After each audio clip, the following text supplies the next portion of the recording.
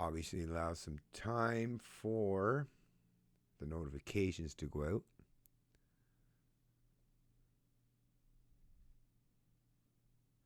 You're live. You are live. Okay, let's check and see.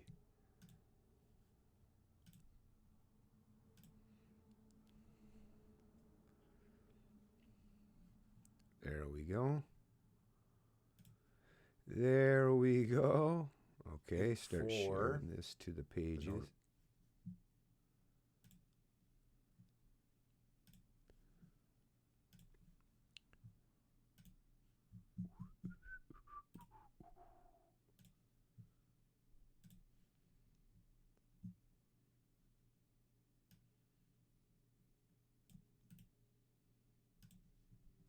Good morning, Howard G. And good morning, Kaz.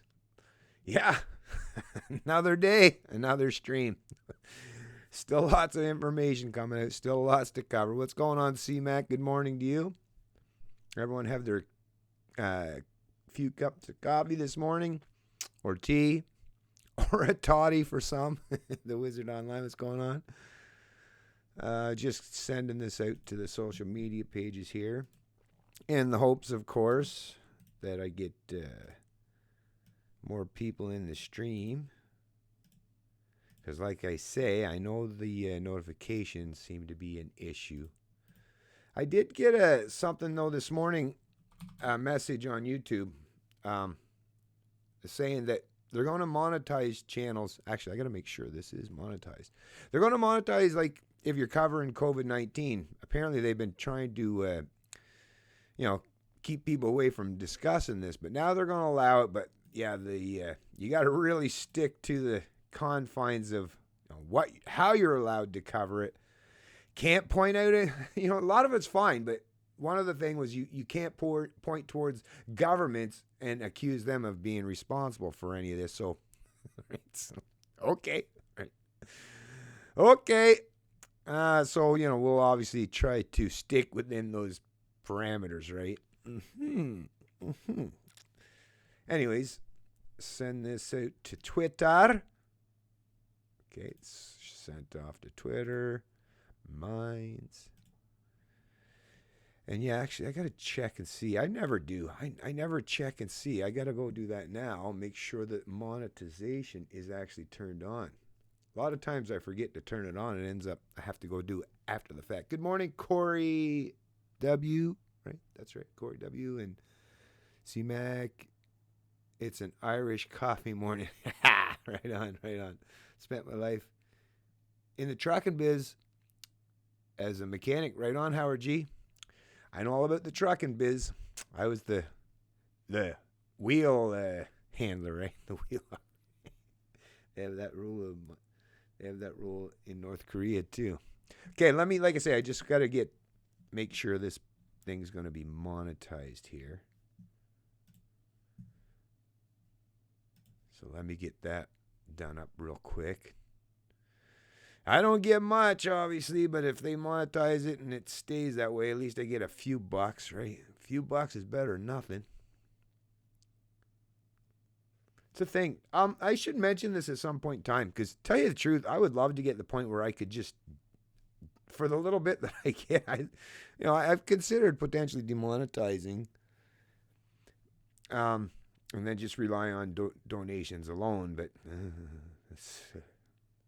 it's still not quite at that point yet. Okay, here we go. Monetization. Yeah, I see my subscriber count went down again too. Went down by 5 between yesterday and today. I don't know. Once again, that seems to be that's like the proverbial dog chasing his tail once again. Trying to get any growth. It's like seemingly impossible. There we go. Turn it on. Save. So now it's showing that it is on. Let me make sure it shows that it saved it though. Waiting. Okay. Still going. What does it mean it's saved? I didn't see a notification saying it is. Oh. I will assume it is. Okay, so back to the task at hand. Check out what everyone's saying in the stream first. Okay, Thaco A Peeps. Canada's turning out to be the fastest growing socialist change in history. Yeah, it's crazy, right? Where's all the money come from that Trudeau's giving away, right? Why isn't it? That's the thing. When you're hearing these idiots in the media that are reporting on this stuff, wouldn't you think that should be at least be one question? Just one question. I mean, between all the reporters that are subsidized or bailed out or being paid for now by government largesse, which is just, once again, the government doesn't pay for shit. We pay for everything, right? But you would think, but I guess it's not in their interest to bite the hand that feeds them nowadays. But you would think at least one would be courageous enough to say, hey, where's all this money coming from? Inquiring minds want to know. And don't you think it's something that would be really important? I mean, minimally, I would suggest, should we at least talk about where all this magic money is coming from? Good morning, y'all. Edgar, y'all. What's up? YouTube is playing games with a lot of channel sub numbers. I know. I don't, like I say, I don't know. It probably is. Well, I mean, we do know that YouTube is doing some stuff, right? But then again, I don't have much faith in my fellow Canadians either. So I'll definitely blame YouTube, but I don't know. Like I keep saying is, yes, YouTube could be messing around, but like for the, 8,000 people that over the years have come to subscribe to my channel, like really is, I mean, considering we're only getting a couple hundred views, so that's like at least 7,500 people who have subscribed to my channel don't even bother to check in on the channel from time to time. Because even if they kind of stepped away from it for a little bit, maybe got focused on watching other people, it's like, oh yeah, Bennett, Canadian Libertarian. Oh yeah, at this time, maybe I should be getting his perspective, right? Maybe, I don't know. But you'd think that they would at least come back and say, oh, look at all these new videos. Look at all these live streams. Wow, I got lots to get caught up on, but not seeing it. And I mean, it's not like my channel's hidden. You can still find it, right? So I don't know. Like I say, YouTube, yep, definitely some blame there, but just the Canadian people. Yeah, there's that too. We had it saved in a rainy day, but it's saved in a rainy day. How can you have any money saved for a rainy day when, like I say, just look at the federal debts and provincial debts, right? I mean, we're going to get to the provincial debts. Yeah. The largest in the world, Canada. And I love when they have to print this stuff because, once again, it's on record. It's archived now. But anyways, let's get to the... printer's going to need more ink. yeah, you're right. Need a lot more ink and gotta get some more of that plastic money, right? I thought we were supposed to be reducing our plastic, right? Whatever happened to the environmentalists not being fans of all this plastic waste? Well, that money we got, right? That Canadian money is pretty plasticky, right? A polymer or whatever. And it's getting to be worth less and less all the time. Hey, the Wizard Online, radio check over. What's going on, Wizard Online? By the way, everyone, please hit the like, subscribe to the channel, try to get me out in front, I guess, if we can, of the subscribers that seem to keep dropping off. All right, let me close up some of these things because I got a lot of windows open because there's still a lot to cover. You wouldn't think, considering I've been basically streaming every day, you wouldn't think there would be this much to cover, but yeah, there is. So the first one here, this just goes to do with at least holding people to account. And definitely mistakes were made. And definitely, that's the thing. They constantly refer to these people, the people in the media, towards the government officials or the people that are representative of the upper echelons of the public sector, right? Right. They're constantly touted as experts and people like we need these, like they're absolutely needed and necessary because of their expertise and their ability. Like this is why we need government, right? Because of all these people. Meanwhile, every time we turn around in any event, just like the financial crisis, how many times did we hear, oh, well, we got to have this and you got to bail these out. But once again, all they do is pick winners or losers in the economy, and they keep proving all the time that they're caught with their pants down. This one here is coming out of True North News with a headline, Health officials advised against mandatory quarantine for travelers from China in early February. So, I mean, as we all know, it was in December that this started coming out, and the doctor over in China, we started learning about the fact that there was this virus outbreak in China. So, February, it's later than December. So there was time. There was definitely time for people to get prepared. But anyways, let me continue reading on. Government documents have revealed that health officials decided against issuing mandatory quarantine orders, right? So this is from the True North Wire. This was April 8th, 2020. So that was yesterday, right? Yeah, yesterday.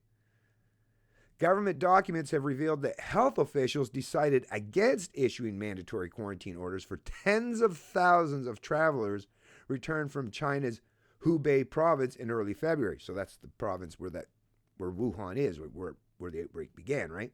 So according to Global News, a memo addressed to Federal Health Minister, Patty Hadju, or whatever you pronounce it, reveals that health departments from various levels of government decided against the measure because they believed Canada didn't have the means to enforce it.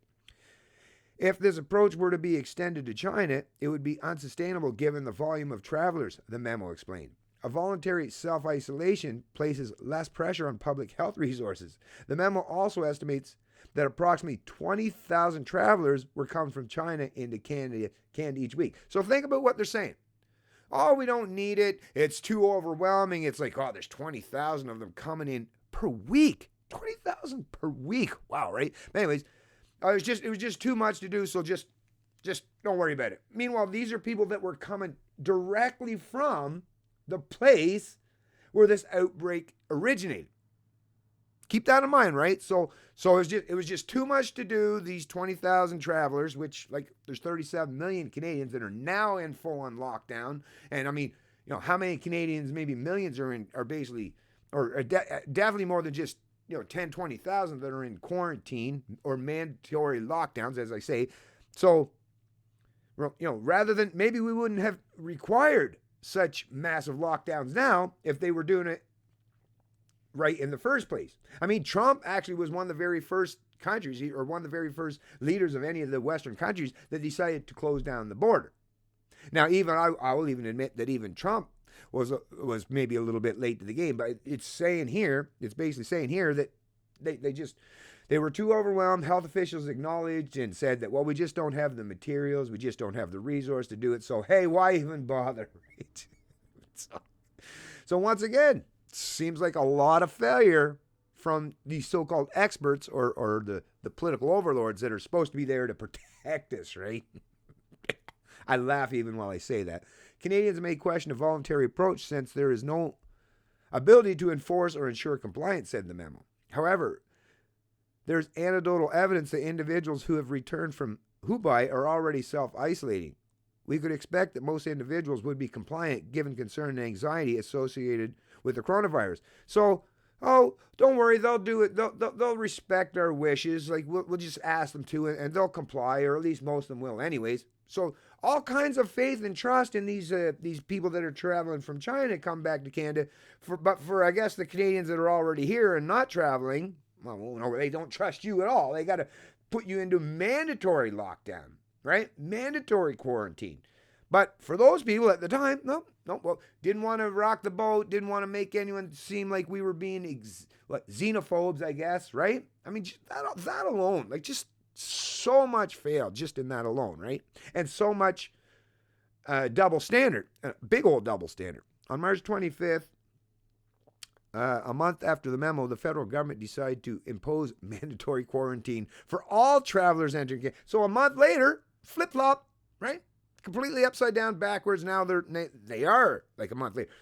Little late then. I mean, think about it. A month later, so 20,000 per week, what they were saying was traveling from China, from the destination where the outbreak actually began. So in a month, that's 4 weeks. Well, that's 80,000 people. Right? So once there's 80,000 people that have traveled to Canada from the place where the outbreak originated, well, now they decide. After that, right? Little late, I would suggest. which is obviously being proven in just the fact that the outbreak didn't just make it here, but is still growing, right? When questioned about whether the federal government could have acted sooner to curb the spread of the coronavirus pandemic, Prime Minister Justin Trudeau said that his government could have done a lot of things differently. Right? Yeah, right. Anyways, I'm not. However, a report by True North Canada was behind on several fronts when it came to government response. So it's basically, just at least some admission of failure, right? Minimal at best, but hey, it's better than nothing. Okay, we're moving on to the next one. Oh, yeah, did you hear this one, folks? Yeah, I'm sorry I can't share with this one. I'll try to get it figured out where I can do the old screen sharing. But we got this one now, too. Nearly 1 million Canadians applied for emergency COVID-19 benefits on day one. 1 million Canadians applied in just the first day, right? So, once again, that just goes to show you how precarious of the situation that people are placed in economically, whether they were already on the precipice at the time or just as a direct consequence of big government telling them that you're no longer allowed to go to work and provide for yourself. 1 million. 1 million. Trudeau had promised to expand eligibility criteria to help students and people working reduced hours. So actually, I wanted to cover that. So in addition to the 1 million applicants for the emergency benefits on day one and talk about these students, let me get to those students. So I don't know if you heard this, another one out of CBC News under the business section. Ottawa boosts student job wage subsidy to 100% as March unemployment data expected to shatter record. And yeah, has it ever. Job numbers Thursday could show more than 500,000 jobs were lost last month. Well, we're going to find out. I'm going to tell you here in a second how many jobs truly were lost just in that last month. But they were estimating 500,000. And Ottawa is now, for the students that were, apparently can't find summer jobs, although it's not that they can't find them, it's that government has destroyed the ability for anyone to go to work. Unless you want to go to a grocery store or put yourself on the front line somewhere, they're basically telling you can't go to work, right? So basically, government's I guess, for the young people, that's the thing. Government wants to get the young people, especially the millennials and maybe some of those Gen Zers, hooked on this. Here, we'll subsidize you to the tune of 100%. So government's going to pay 100%, right? So all these students are now going to start their very first foray into the job world is going to be working for government and being paid by government to the tune of 100% of their wages. Yep. Another example. If once again you want to turn a country into a socialist country, that seems like a pretty good way to do so, right? Just get a lot of those young people. Like I say, as soon as they're stepping out of that, the education system or the indoctrination center, I should say, is once government has taught you what to think, well, trust me, you'll get a lot of these students because once government's taught you what to think, and all those teachers which work for government and are, their paychecks come from government largesse or the forced wealth and income redistribution, because there's no such thing as markets when you're talking about, teachers or the healthcare system in this country, because unfortunately it's all government controlled, mandated, and that's how they're paid, right? But yeah, so yeah, that's what the students are going to be walking into. But these numbers, I just want to get to this. This was April 8th, 2020 by Pete Evans was when this was reported. But yeah, so 500,000 is what they were expecting for job losses for March. You want to know what the real numbers are? Well, some of you have already been up paying attention to the news this morning. You probably already know, but yeah. Canada lost more than 1 million jobs last month as COVID-19 struck.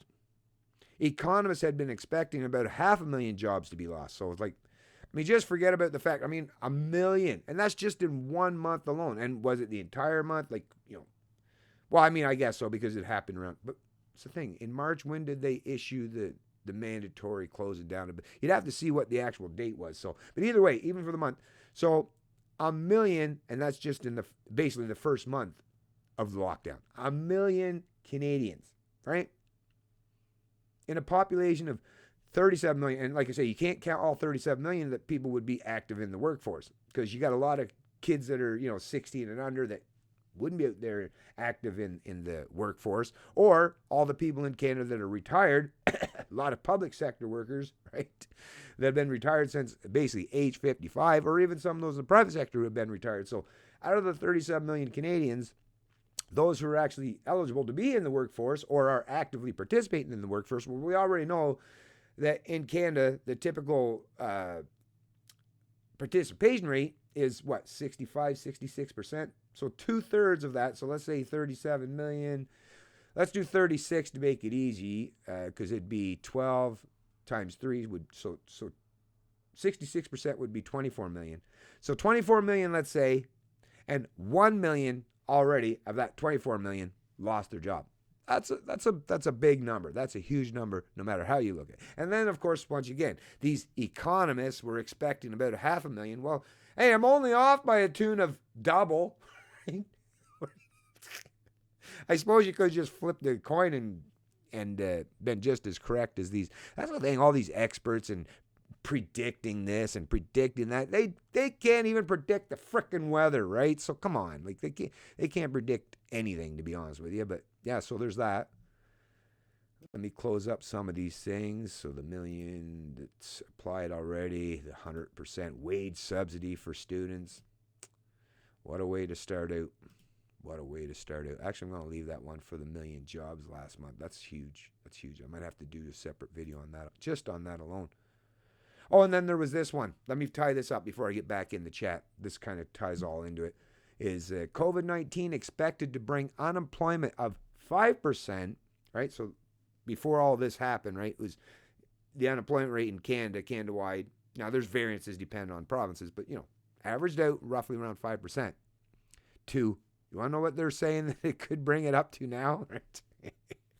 You think 5% to 10%, a doubling? Yeah, that's substantial. 5% to 15%, right? A tripling, that's pretty substantial.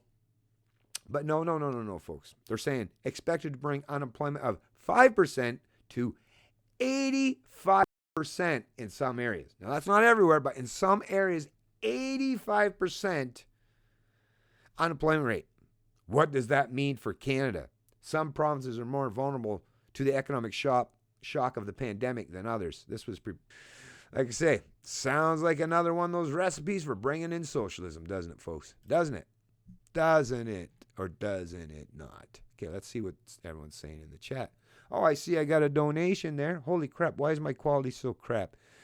I'll get down the bottom here. Actually, if anyone let me know, is the chat looking pretty crappy on your end too? Or is that maybe just on my end because of my internet connection? Because if it is, I can always try to close my YouTube channel. Dang it, I hate when this crap happens. Let me see. Yeah, see, if I look back here, it looks fine. But when I'm looking on the YouTube portion of it, it looks terrible. Anyways, let me get down and check out this donation from CMAC. How come I can't click on that? How come I can't click on CMAC's donation? Oh, there. Maybe if I do it over here, will it come up?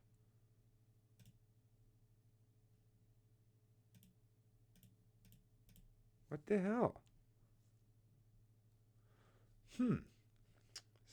Shoot. Like I say, thanks for the donation there, CMAC. I'm just trying to figure out why I cannot.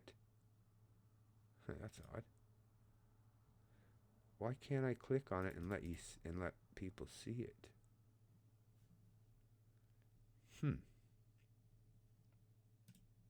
But can't do it on the YouTube either.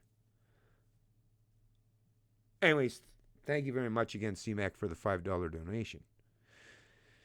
Dang, I really wish I had my StreamYards. I like putting the comments up on the screen. I really like being able to do that. And I'm going to have to maybe have a chat with my son later on, see if I can't do that on this. There's got to be a way to do it on this streaming service. I wonder if I right click on it. Nope.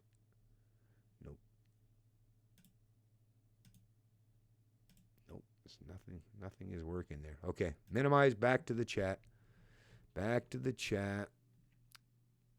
Oh, I gotta expand on the size here.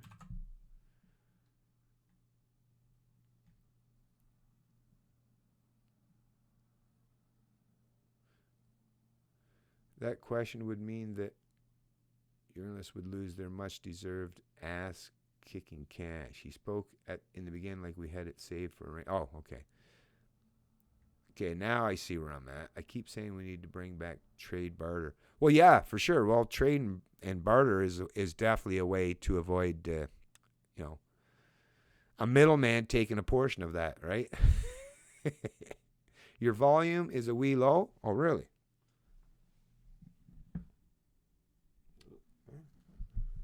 Maybe turn it up a little bit. I'm going to turn it up just a little bit. It might have been maybe because I was a little bit further away from my microphone too. That should be all right, I believe, right around now. I'll try to keep my voice so that it's loud enough everyone can hear. Anyways, if government turns off comments on chat on their channel, just do thumbs up. Down by default. Give Bennett thumbs up, thumbs up. Well, thanks a lot. Hopefully nobody's going to be shutting off my chat. Bullcrap, they couldn't deal with 20,000 travelers. Yeah. But they'll deal with over 33 million. Yeah, 37 million. I know, right? This is the insane part. It's like I say, we're all being treated with that's the thing. These are the people that would normally be talking about equality or equity, right? Not so equal. They don't really care much about equity now, do they? It's like I say, this is all about, are you part of what they would consider our tribe or people that we want to align with, but as far as the rest of them, as far as the rest of Canada, hey, let's call the population anyways. Not saying that's actually what's happening. I'm just kind of hypothesizing here. The experts are not experts. No, they are not. What's going on? Just say yeah. Just say up yours. Right on. You can't check out folks' channel from the chat. Really? The science was settled. The rich Chinese apparently spread it before Christmas while shopping the world. This pandemic is clearly more about controlling people than a virus. Oh, for sure it is. Like for sure, Damien Quinn, coronavirus is a constantly mutating bioweapon. See, that's one of the things actually that I was told in YouTube. I can't say that. That's a no-no. You're not allowed to say stuff like that according to YouTube's terms if you want to monetize your video. Now, if you don't mind not having any ads, I guess you could still do that, but might have the views suppressed even further if you do, right? So no wrong think, no wrong speak is allowed, folks. So got to stick to the rules. People run around with masks and discarding gloves in grocery stores, parking areas like dirty old rubbers, question the sanity of others. Just too much. Yeah, right. Egner Forrester. Yeah, I've heard about that too. Well, I mean, there's some people that are just fucking slobs no matter what the hell, right? No matter if you're in a pandemic or just another day. Some people are just fucking slobs. I heard they issued climate model math for their Wu flu projections. The hockey stick graph was implemented. Modeling that's being done is just a guessing game. Yeah, it's all a guessing game at this point in time, obviously. Hey, what's going on, Norbert? Cousin? Absolutely, Edgar. I'm also seeing discarded rubber gloves. Yeah, it's crazy. The new info this morning is predicting 500 million deaths. Woo, baby. It's big, huh? Worldwide. 5, that'd be a lot for sure. Stay tuned. We'll see how much their predictions, right? Kind of like those climate model predictions. How correct are they really, right? So far, they've been proven to be way out of touch with reality. So there's that. Where's this info coming from? Love what you say, CL. Where'd that go? Where did that go? Oh, there we go. Thanks, Bruce Whiteman. Whiteman. Bruce Whiteman. Is that your real last name? Well, you must. Boy, you must get hounded by the SJWs with a last name like that. Don't dare try to get a personalized plate if your last name is Whiteman. Shit. Not even allowed to have a plate. I don't know if you guys are familiar with the Lorne Grabber, right? His last name is Grabher. He's of German descent. What was it? Nova Scotia. He lives in Nova Scotia. And yeah, the Nova Scotia. One lady called to complain, and they took away the man's license plate, his personal license plate that he had for 27 years. And why? Because Trump, remember that recording, and Trump had said something at some point in time back, I don't know, that locker room talk or whatever, where, yeah, they'll just let you, grab them by the, right? So grab them by the, translated into the man's last name, Graber. Got to take the man's ability to have a personalized plate away because his last name sounds too much like what Trump said at some point in time. That's the kind of fucking insane world we live in, folks. That is just a representation. And there was another one. What was the other one? Oh, a guy had the license plate Assimilate. ASM. Anyways, Assimilate. He's a Star Trek fan. The Borg. I like Star Trek. I've mentioned that many times too. I like Star Trek myself. I got some things over there. But Assimilate had nothing to do. He wasn't like against Aboriginals or First Nations, but because, that word assimilate can be used, for the relationship between the Crown and the First Nations people. It's like, we got to destroy his ability to have that on there too. So freedom of speech, freedom of expression, it's all gone by the wayside, to alleviate the concerns or sensitivity, I guess, of these SJWs today. Anyways, so there's that. Just heads up, Keenan from Rebel News has petitioned to remove who from Canada realm yesterday was 6,200 of 10,000. Oh, World Health Organization. Yeah, I mean they've shown to be a bunch of failures too, right?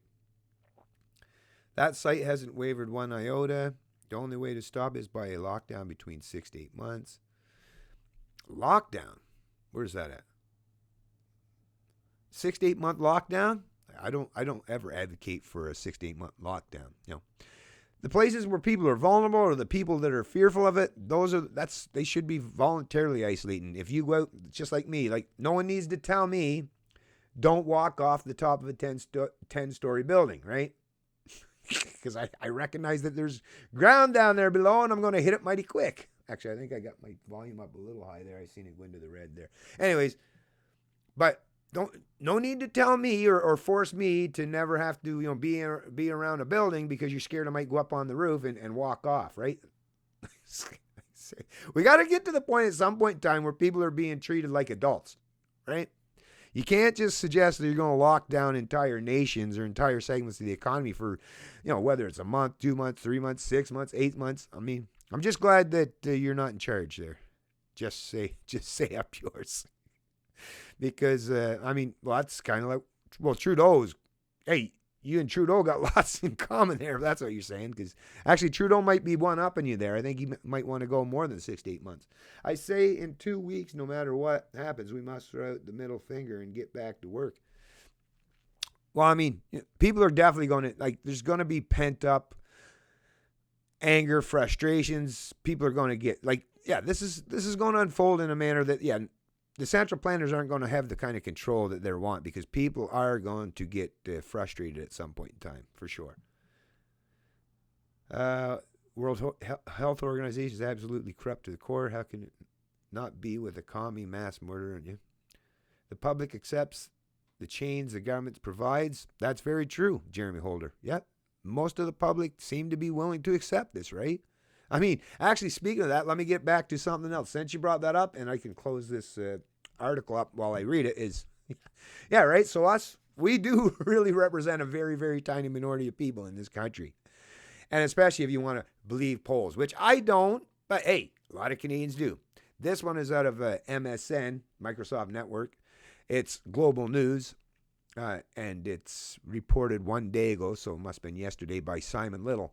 Approval of Prime Minister, Premiers soars amid coronavirus response, according to this Ipsos poll. That's, once again, I've said that many times before too, is if you trust polls these days, really though, you really do trust polls? Okay. After they've been shown so many times to be completely out of touch with reality, but it's okay. For the most up-to-date, Canadians are giving their political leaders high marks for their handling of the novel coronavirus pandemic, according to an exclusive Ipsos poll. An exclusive Ipsos poll conducted for Global News. Oh, what do you do? Just ask government workers? Nearly 3 out of 4 Canadians, 74%. So listen to this, folks. Listen to this. Do you believe this? 3 out of 4 Canadians approve of Prime Minister Justin Trudeau's handling of the crisis. What the? Like I say, who are these people they're polling? Because even the people I talk to in public, not just online, right? But I mean just people in my personal life that I talk to, nobody does. Nobody. So, of course, now the kind of people that I talk to, I get it. Just like my sampling would be skewed towards people that aren't big fans of Trudeau or big government. So I'll even admit that my sampling is skewed, right? These fucks won't tell you that. But I mean, don't you think there's a little bit of skewing in the polling here if 74% of the people they're polling approves of Trudeau? Right? Come on. 74%? Jeez, really though? Now listen to this though. It gets better. An even greater number in most provinces, a combined 84%, say they approve of their own premier's handling of the pandemic. Like, say, what was it? Was it because all is the provinces that are threatening to bring in the military or locking down entire segments of the economy or forcing anyone into lockdown into their homes? Is that what people? Well, thank you for doing that. Thank you for restricting my freedoms and liberties and destroying my ability to go out and be productive, right? Thanks. Really appreciate that, Trudeau or Doug Ford or, right, whoever the hell. I just, I don't know. Is that, well, I mean, we know, like I say, the poll, it's a poll. But anyways, let's get down even further here. As much as we complain about government in this country, the truth is when something like what we're seeing with COVID happens, the universal institution of choice for people to turn to for help is government, says Ipsos Public Affairs CEO Daryl Bricker. Big time status, right? All right, listen to that. The universal institution of choice for people to turn to for help is the government. I'm from the government and I'm here to help. So people that actually fall for that, that's what they're saying. So I mean, think about it. If these are the kind of people they're sampling, and even the CEO of Ipsos Public Affairs, this Daryl Bricker character, right, is a huge status himself. Gee, I wonder if there's any bias there. I wonder if that's possible that there might be some bias or some skewing going on to get this kind of result. I would say, right? I would definitely say. When governments actually deliver what it is they hope governments are going to be able to deliver, the public responds positively. When the hell has this ever happened? I don't know. Now listen to this. This is how crazy things are, right? So if you're a liberal voter, you can hide behind your lies, but the pollster here is telling me what you really think. Well, if you want to trust the polls, you might want to push back against them. Because it says here, not surprisingly, nearly all, 97% of liberal voters gave Trudeau top marks, but a majority of NDP voters, 71%, along with 54% of Bloc supporters, also approved of the Prime Minister's performance. So the Trudeau, right, big government proponents of socialism, right? Government workers. How much you want to bet included in that is those 4.1 million public sector workers, right? And I mean, NDP, big time into socialism. Bloc, well, I mean, they love their socialism too. At the Bloc, they love their forced wealth and income redistribution. You know, that largesse, that redistribution from Alberta into the pockets of these folks, right, in Quebec, right? They love that. They love them some socialism. So, I mean, actually, that's not quite surprising, right? People that work for government or rely on government for their paycheck or their income are big fans of Trudeau, who wants to ramp that up and make government even bigger and paying more and more of the Canadian population out of this, like I say, this magic from this magic money tree that he just seemingly has there in his backyard, right, to pluck from. But the hilarious part is, you had to get down this far to get this, but at least there's this. Just under half of Conservative Party voters, 46%, said they approved the way Trudeau's handling the situation. So, you know, what this headline really could have said is, all the lefties in Canada, all the progressives, or the majority of the progressives, the ones that promote socialism, are big fans of socialism. Like, that should be of no shock or surprise, right? But what the headline could have also suggested are people that identify as conservative, even though, you know, the people that of the Conservative Party. Like, these are Conservative Party voters. So even some of them are those progressive conservatives, those, what they call them, the red Tories or whatever the hell they call them or whatever, like the progressive conservatives, the oxymorons, the socialists, but they claim to be conservatives, right? The conservative socialists? I don't know. But, 46% of even them, that's less than a majority. So actually it'd be the majority of conservatives. And then, of course, if you take in people that are actually genuinely conservatives that don't support the Conservative Party anymore, they support the PPC, or libertarians, or like people that are truly independents that don't vote for anyone. Like, there's 10 million Canadians that never vote for any of these parties. I guess their say doesn't mean anything. But if you combine all that, I think the numbers would be flipped upside down here. It'd be the majority of Canadians who identify as conservative or being fiscally prudent or responsible. Like, if it was questioned in that manner, then you would see a majority of those people are against Trudeau. But once again, it's all about how you present the narrative, how you present the questions. Anyway, so yeah, crazy, right? Crazy. 97% of Liberal voters supported this. Dang. Okay, where are we going to next? Back to the chat. See what's going on here. Back to the chat.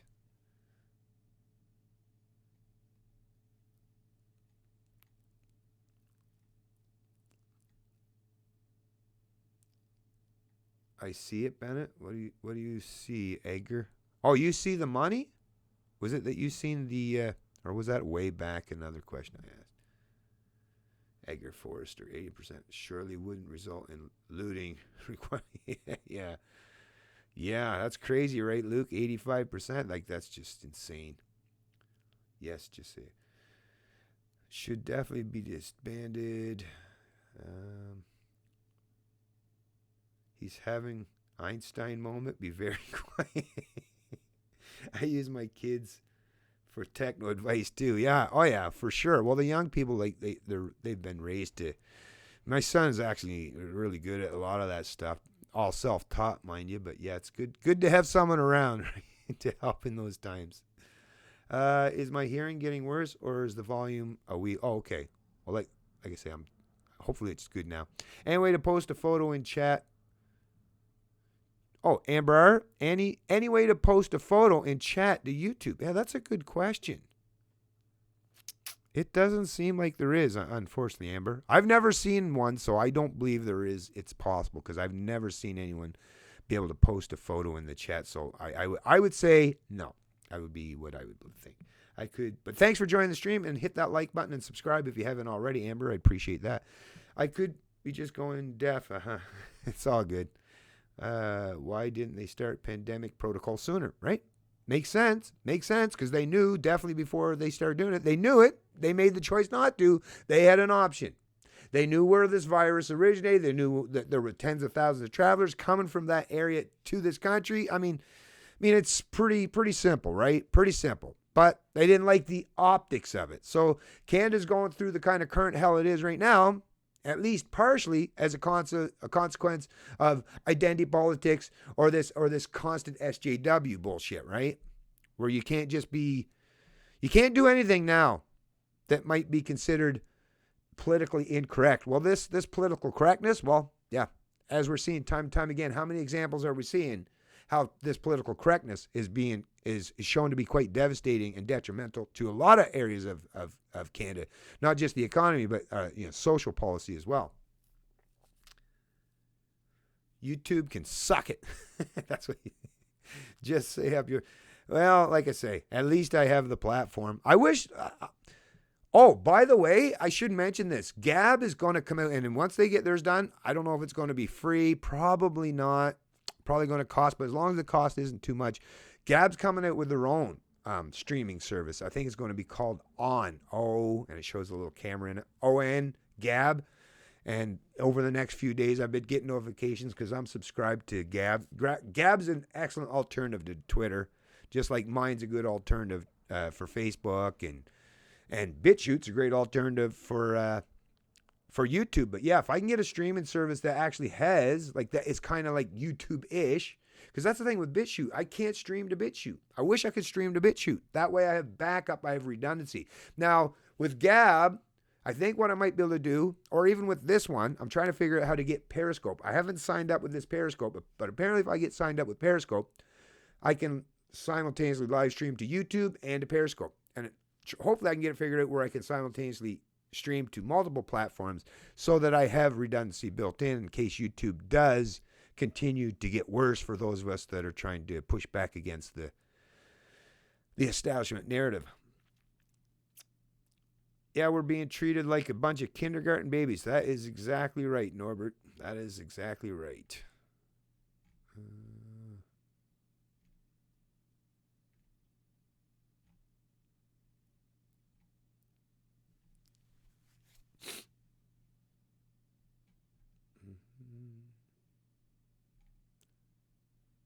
Bennett changed coronavirus to another name. That's what's one of the other YouTubes are doing. I know, right? I see what you're saying, Damien. It's a bummer. Like I say, it's a bummer because this is what I'm dealing with. I mean, to have to keep playing these games where you can't even talk about what you want to talk about. But yeah, maybe I might change that. But my biggest thing, if I was getting a big amount of income from YouTube, obviously the incentive to not take the risk would be much higher. But because it basically takes me now 2 months to even get my $100 payout from YouTube, because it's, like I say, the views are so small. It's like, okay, they're threatening to demonetize the videos that has this.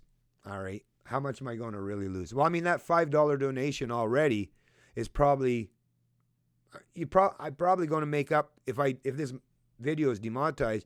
That $5 already goes to. It's probably almost enough to replace whatever I'm going to get just for this one video based on the amount of views I get. So little donations go a long way, and that way, like I say, I don't have to rely on YouTube monetization. And if they do demonetize my videos, well, at least I'm getting a little bit of something for my efforts, anyways. So because I don't like hiding behind it, like trying to. I know what you mean, like use different words so that they don't, catch that. And man, I hate playing those stupid games, to be honest with you. But thanks for the advice. Amber, no more lockdowns. Global March for Freedom, Sunday, April 12th, 2 to 6 p.m. Every city or town hall, wherever, every country. That would be awesome, Amber. I would love to see that. April 12th, 2 to 5 p.m. That would be freaking awesome. Although that's the thing, 2 to 5 p.m., what time? I would assume in Canada you'd be like Eastern time or Atlantic time, Central time, and then depending on which country they're at, But anyways, any kind of action to show that people, are showing solidarity with each other rather than with government. That's the thing, people. You got to put all this stuff. Like a lot of people are turning against each other these days, and running right into the arms of government. When to me it should be the exact opposite. Should be happening. Is we should be more of us should be showing solidarity with each other. And railing against those in government who have caused all of these issues and problems, right? I mean, or at least incentivized. I shouldn't say government has caused it all, because Canadians that put themselves in so much debt, I mean, they're all responsible for that too, but I recognize that central banks and government policy has been incentivizing Canadians to jump into that kind of debt. Now, like I say, I do believe in personal responsibility, but I also hold government to account and central banks for doing what they're doing, because they know how to manipulate people quite well. There's a video regarding hospital staff standing outside their hospital in New York, all close together, many not wearing masks, completely disregarding the distancing rules. Makes you wonder for sure. Yes, and everyone spells it wrong, so I have to spell my last name first. Oh, okay, yes, and everyone spells it wrong, so I have to spell my... Really? Wow. In Winnipeg, the Assimilate Plate. May you live in interesting times. Thanks, Wizard Online. Oh, yeah, I think it was a Muslim that complained about the Assimilate. Yeah, I'm not sure official blasphemy who it was that did the complaining. Admitting there has been no contract tracing, thus no origin, therefore no fact, only speculation, but install harsher control measures. Matt Dugas. I'm not sure on that one. No more lockdown. Okay, I see that. Amber, where are we marching to? Politicians' houses. Yeah, good question, yeah. It's not the fall that hurts, it's the sudden stop. Yeah, right on, Mr. Briggs. Yeah, exactly. It's not the fall that hurts; it's that sudden stop.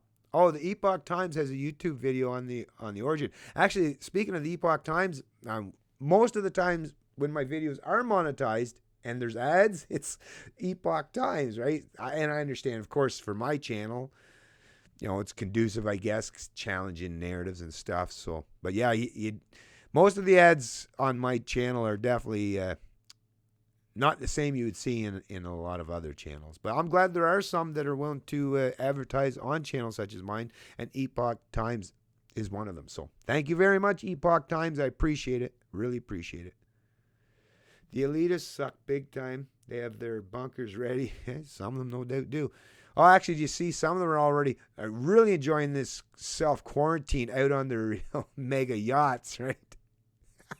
Out in the middle of the ocean. All the Davos participants, right?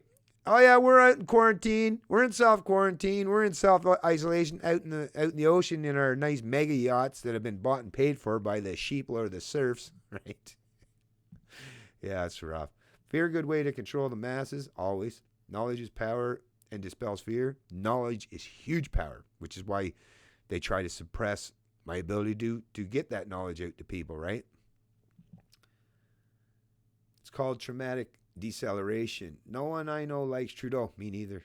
Like I say, don't know. Maybe fear is also a good way to control politicians. Yeah, that's true.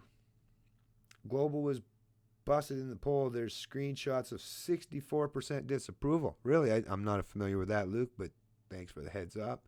Howard G. Trudy's a young man who's taking care of his needs with his wife gone. I actually do think Doug Ford is doing as well as can be expected given the lack of support he gets. Well, whatever. I'm pretty sure you're allowed political bias to tell you that, but I get it. I get it. People still get into that. I don't think he's locking people down. He's threatened, $100,000 fines, up to a year imprisonment. I mean, there's some aspects. Like, I'm sure there are probably some things that you can find with even the most evil of people or vile of people or politicians in general. You can always find something if you look hard enough, right? But it's like, that means you also have to ignore and avoid all the other aspects of what it is that they're doing. Right? So I don't know. Wait till you see if this universal basic income gets implemented by Doug Ford, where he brings about actual socialism in Ontario, just like they railed against it when Kathleen Wynne did it. But hey, if Doug Ford does it, will you support it now? Well, if my side does it, well, then it's okay. I don't know. Some people do believe that way, right? They'll rail against shit if the opponents on the political divide does such a thing. But if my tribe does it, if my team does it, well, it's okay. Like I say, I lost a lot of respect for Doug Ford, even the way they rolled out. I mean, the fact that there are cannabis dispensaries still being shut down and people are still being criminalized and punished for cannabis-related offenses. I mean, that tells me that Doug Ford, better than some others, right? I mean, his shit don't stink as bad as some of the other premiers did, but it still fucking stinks pretty goddamn bad, right? So, I don't know. That's, to me, it's like I just don't have that idol worship for politicians, or if they're part of the political tribe, which is why, like I say, I don't have a tribe. I don't have a tribe. Well, yeah, I do. Libertarians. It's like trying to herd cats, but it's a good thing. Libertarians, it's literally like trying to herd cats because we're so goddamn independent, right? So yeah, it's hard to create that uniformity or conformity of thought because why? Because we're independent, right? So why doesn't a libertarian state? Well, because the authoritarian statists are all willing to go along with each other and not have any independent thought or independent anything because they just align with a tribe, which is why they constantly gain control. So maybe that is a message for libertarians at some point in time is we still want to maintain our independence and our individuality and our sovereignty, but well, if we ever figure out a way to actually all come together, right? When did old ladies tell you in random encounters no more JT? It's an Ipsos Reid polled one of the propaganda myths. Oh, I know, $600 million. Oh, I know, of course. Hey, Ben, what's your opinion of progressive Tom Hartman saying how taxation is the price we pay to live in a civilized society and that there's never been a successful, of course, the reason why there isn't a successful libertarian nation, first of all, where were these nations? Well, actually, the U.S., when it was founded, when people say this stuff, just say, actually, it was very short-lived, mind you, but just look at the United States Constitution. Now, this is, like I say, minarchism libertarianism, so it still left some room for the state, but that is still libertarian, like, where they set it up so that, the government's only there to have to protect the borders, to have a court system. So we all know that leaving that little bit of get out of jail free card, it definitely allowed the state to grow. But the U.S. was founded as a libertarian society. That is how it was set up. Right? There was no such thing as big government. There was no socialism. There was no welfare programs. The market was truly free market. Now, there were robber barons. Like, you'd have to, watch some Ayn Rand's or read Ayn Rand's novels or learn about some of the history of the U.S. There were robber barons. There were, some crony corporations that tried to get government favor. But the country itself, the nation itself, was set up basically under libertarian values. So when people say, there's no such thing as a successful libertarian nation, is no. The U.S. was set up as a libertarian nation. What it is any prior example, such as the United States, that was set up as a libertarian nation, what it is because they left that exception for government to actually have that exception on the use of violence. So allow taxation to exist. Well, once you've left, like I say, I've said this so many times before, once you've left the back door or the back gate open, you've secured everything else, right? You've reinforced everything so that you're keeping out the bad actors, the thieves, the parasites, the authoritarians, the control freaks, but you left that back gate open, right?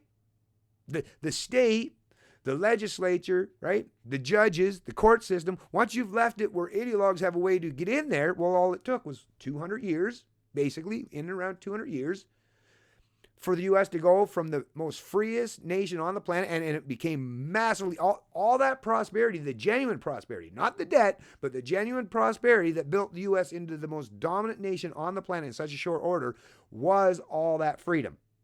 But because there was all that freedom, while all that freedom was happening, the authoritarians snuck in through that back gate, and over the years, over the decades, and now over the centuries, well, enough of them have gained positions of control and power in positions of government or corporations, which corporation, once again, when they set up, the United States Constitution, they didn't say that there was these things called corporations that could socialize their losses, right? No, if you failed as a business in the 17th or 1800s, then, well, too bad, so sad, right? Plus, because the actual money that was used in the U.S. was always based and backed by tangible commodities such as gold and silver, and you didn't have central banks. They tried, there was 2 different central banks introduced along that timeline until the newest iteration introduced in 1913, the Federal Reserve Act. But like I say, the Federal Reserve Act was these parasites, was these corrupt people that introduced. So what it was is the U.S. was set up as a libertarian society. It's just that the gate was left open. The next one, which, like I say, we don't have anywhere to move unless we're going to set up the very first colony of libertarian society on Mars, and this time make sure that there is no fucking, that's the thing. If you set up another society, you can't call it, you cannot set it up with any kind of central planning authority.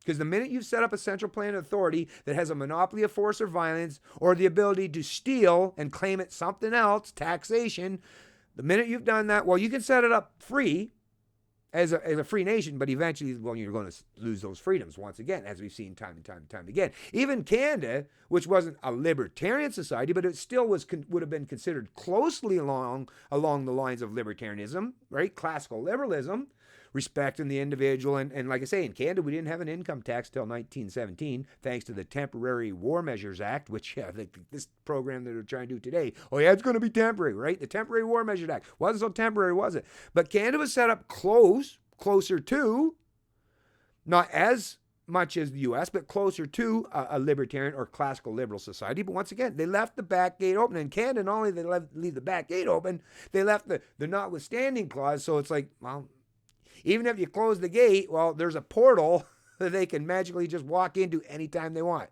They can flip the switch and turn it from a benign or benevolent state where it's just there to protect the people and have security in courts to, look, you can flip the switch and turn it into a full-on totalitarian, authoritarian state just like that, right? That's what our Bill of Rights, that's what our, photocopied Constitution from the British monarchy basically suggests, with that notwithstanding clauses. So as long as the next society that's set up, as long as you continue to do so with that get out of jail free card or with the back gate open, well, you're never going to have a libertarian society. So if anyone's bringing that stuff up, say, yes, the U.S. was set up as a minarchist libertarian society. Not fully like if you take the philosophy, because if they set it up philosophically rather than politically as a libertarian nation, then there would have never been any such thing as a federal government. You wouldn't have a federal government. So no, it was set up under a minarchist. So libertarian, mostly libertarian values and principles, but they left that, like I say, they left the gate open.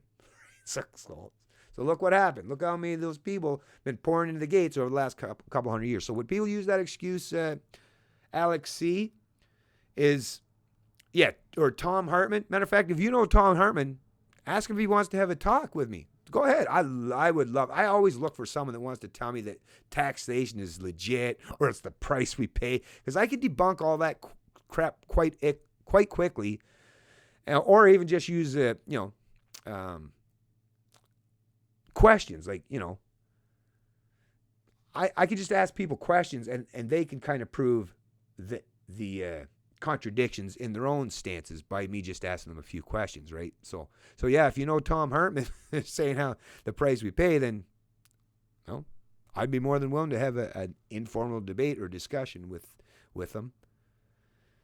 So when is there going to be the next, like I say, the next libertarian nation means it has to happen up here. There is no jurisdiction or geographical area where we can travel to now. Like I say, I've said before, like Antarctica, not the greatest place. Canada's bad enough for the cold, right? Antarctica, let's try not, right? But now it's not a matter of physically moving to jurisdictions to have our libertarian society set up. Now it's, like I say, it's all in the mind now. Now it's getting people to adopt and accept the principles and the philosophy of liberty. That's the only way it can happen now, which is why I suppose people like Elon Musk are saying, yeah, you don't expect that's going to happen anytime soon, so let's shoot for the stars, or the next nearest planet, which would be Mars, right? Anyways, hopefully I answered that question well enough for you. Alex C., probably the lady he paid $225. When will Canadian get to the point pushes too much? I don't know. Legend TV. I mean, I'm to the point. I've been to the point for a long time, but when will the rest of Canadians get that point? I don't know. Seems to care on like so. Well, Doug Ford is much better, right? He and because his brother Rob, right, was quite the character. He's probably trying to adopt some of Rob's mentality, or his public persona, right? And I get where he's out there like with the mask, but those are photo ops. That's what politicians do, right? I mean, come on. I get it. Yes, I'll admit he's lesser than some of the other evils in this country, but I don't agree that Doug Ford is. I thought he, like I say, was he better than the rest? Was he 100% better at least than Kathleen Wynne was at the time in terms of what he was putting on offer? Yeah. But as with every politician, it's constant, nonstop disappointment. Why? Because they're politicians. So Canadians are too brainwashed and passive. Sadly, I've talked to a person that's not happy with the government except like one brainwashed me. Everyone I've talked to, yeah, me too. 76. Okay, moving on down. Look at the end of the Canadian will not revisit do anything except protest. Some provincial elections allow written decline votes. Yeah, none of the above. You can industry studies. Yeah, some provincial elections. I know Ontario does. You can put on there like none of the above, and they will register it. I was considering doing a none of the above initiative many years ago, but didn't get much traction or interest from Canadians. So I said, because at the very least, if you can get that 10 million Canadians that sit on the sideline just to come out and vote, say none of the above, and then see the representation where, let's say, Trudeau got 6 million votes and Scheer got, 5 point something, and then 10 million Canadians said, we don't want any. Well, that would say the majority doesn't want any of those dipshits. That would have sent a great message. But like I say, every initiative or everything I think about, like I say, it doesn't matter shit. It ain't worth squat if no one else cares to implement it. I can come up with a million great ideas in terms of how you can get out from underneath big government. But if no one's willing to adopt them, or very few people are willing to adopt them in a country that's a democracy where the majority rules, well, it doesn't really mean much, does it? Is Kadir? Oh, Omar Kadar getting government assistance too? Well, he already got $10 million, right? Just say, wouldn't you believe in something that China? His whole family is on welfare, so probably. I'm not sure who that is. This is all planned out. Can't say one way or the other. Like I say, I'm not privy to that kind of insider knowledge. The amount of good, awake, and prepared people in Canada is less than 3% of the population. The other 90% are lefties. This by design. I wouldn't even say 3%. Because 3% of 37 million would be 3.7 million, right? Or no, that'd be 10%. Sorry. 370,000. Sorry, yeah.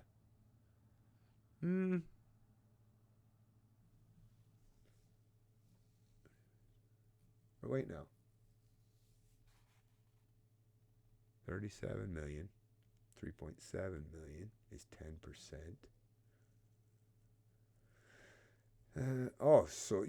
Sorry, 10%. What'd you say, 1%? I'm not having the greatest in math today. So actually it'd be 37 million, 10%, 3.7, 370,000 would be 1%. So actually, no, you'd be in excess of a million, right? So, one point whatever million. Are there a million Canadians that are paying attention to my channel? Or here, let's wake and prepared. Okay, so like I say, so they'd have to at least be probably going to like libertarian pages or YouTube channels or pages that say that they're not part of the establishment, independent. Where are they? Like, if anyone knows, because I'm all over the internet. I'm everywhere. I'm paying attention to a lot of things. I have never seen 3%. Never. Like, not even in the most popular channels in Canada that talk about these things. Nowhere near that. Well, we can't say that Ezra, Ezra has like 1 million followers, but Ezra's not like a libertarian or anything like that. He just prefers his particular brand of statism. Now, his brand of statism is much, much, much lower than the lefties' brand of statism, and I would suggest that at least Rebel Media, how they present their narratives on the media, I'd be fellow travelers walking down that road to try to shrink government, even though I recognize that they would identify as conservative. But I don't know. Unless it's just all these people that go to Rebel. But that's the thing. The Rebel people, can they only watch one channel or something? I don't know. Like I said, I don't see it. I don't see it. Especially when you're talking about awake. Because all I would say that most of the million people that go to Rebel's channel, it's not that they're awake, it's just they hate lefties, right? They're not awake at all. I've talked to a lot of people that frequent Rebel, and they're just, like I say, they're just what they would identify as conservative. And they recognize as the Rebel's the only thing that represents a conservative voice. So, awake? No, they're definitely not awake. Or at least the majority of them are. So in Canada, the amount that are awake, very tiny number.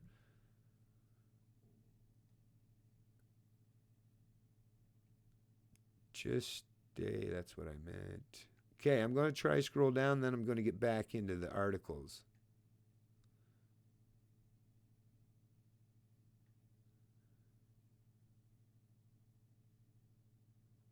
Universal income has not come to Ontario. Well, we don't know that yet. Still early times yet. Could you imagine if Wynne were in charge right now? Ooh, ooh. Stats are not real numbers. If you've ever filled out a Stats Canada form, it says, if you don't know the answer, just guess. No doubt. My husband is a cat herder. Right on. When it comes to politics, you got to go right and pick the best of the worst.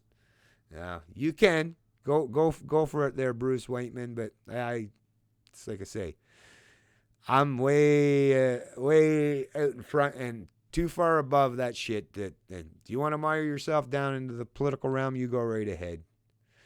Like I say, all I have to do is keep talking philosophically, speak the truth, and if it comes to the point where I got to check someone's box, the lesser of the evil, sure, right? Just like PBC, right?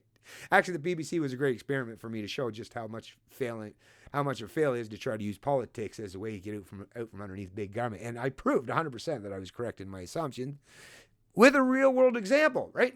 Not a hypothetical. We set up the whole BBC party. I was one of the founding members. We got candidates across the entire country. I interviewed a ton of them, I spoke to thousands and thousands and thousands of people over the course of that whole time. And we tried. You can't say we didn't give a valiant effort, right? Huge effort in just such a short amount of time. Like I say, fielding almost the entire field of 338 candidates.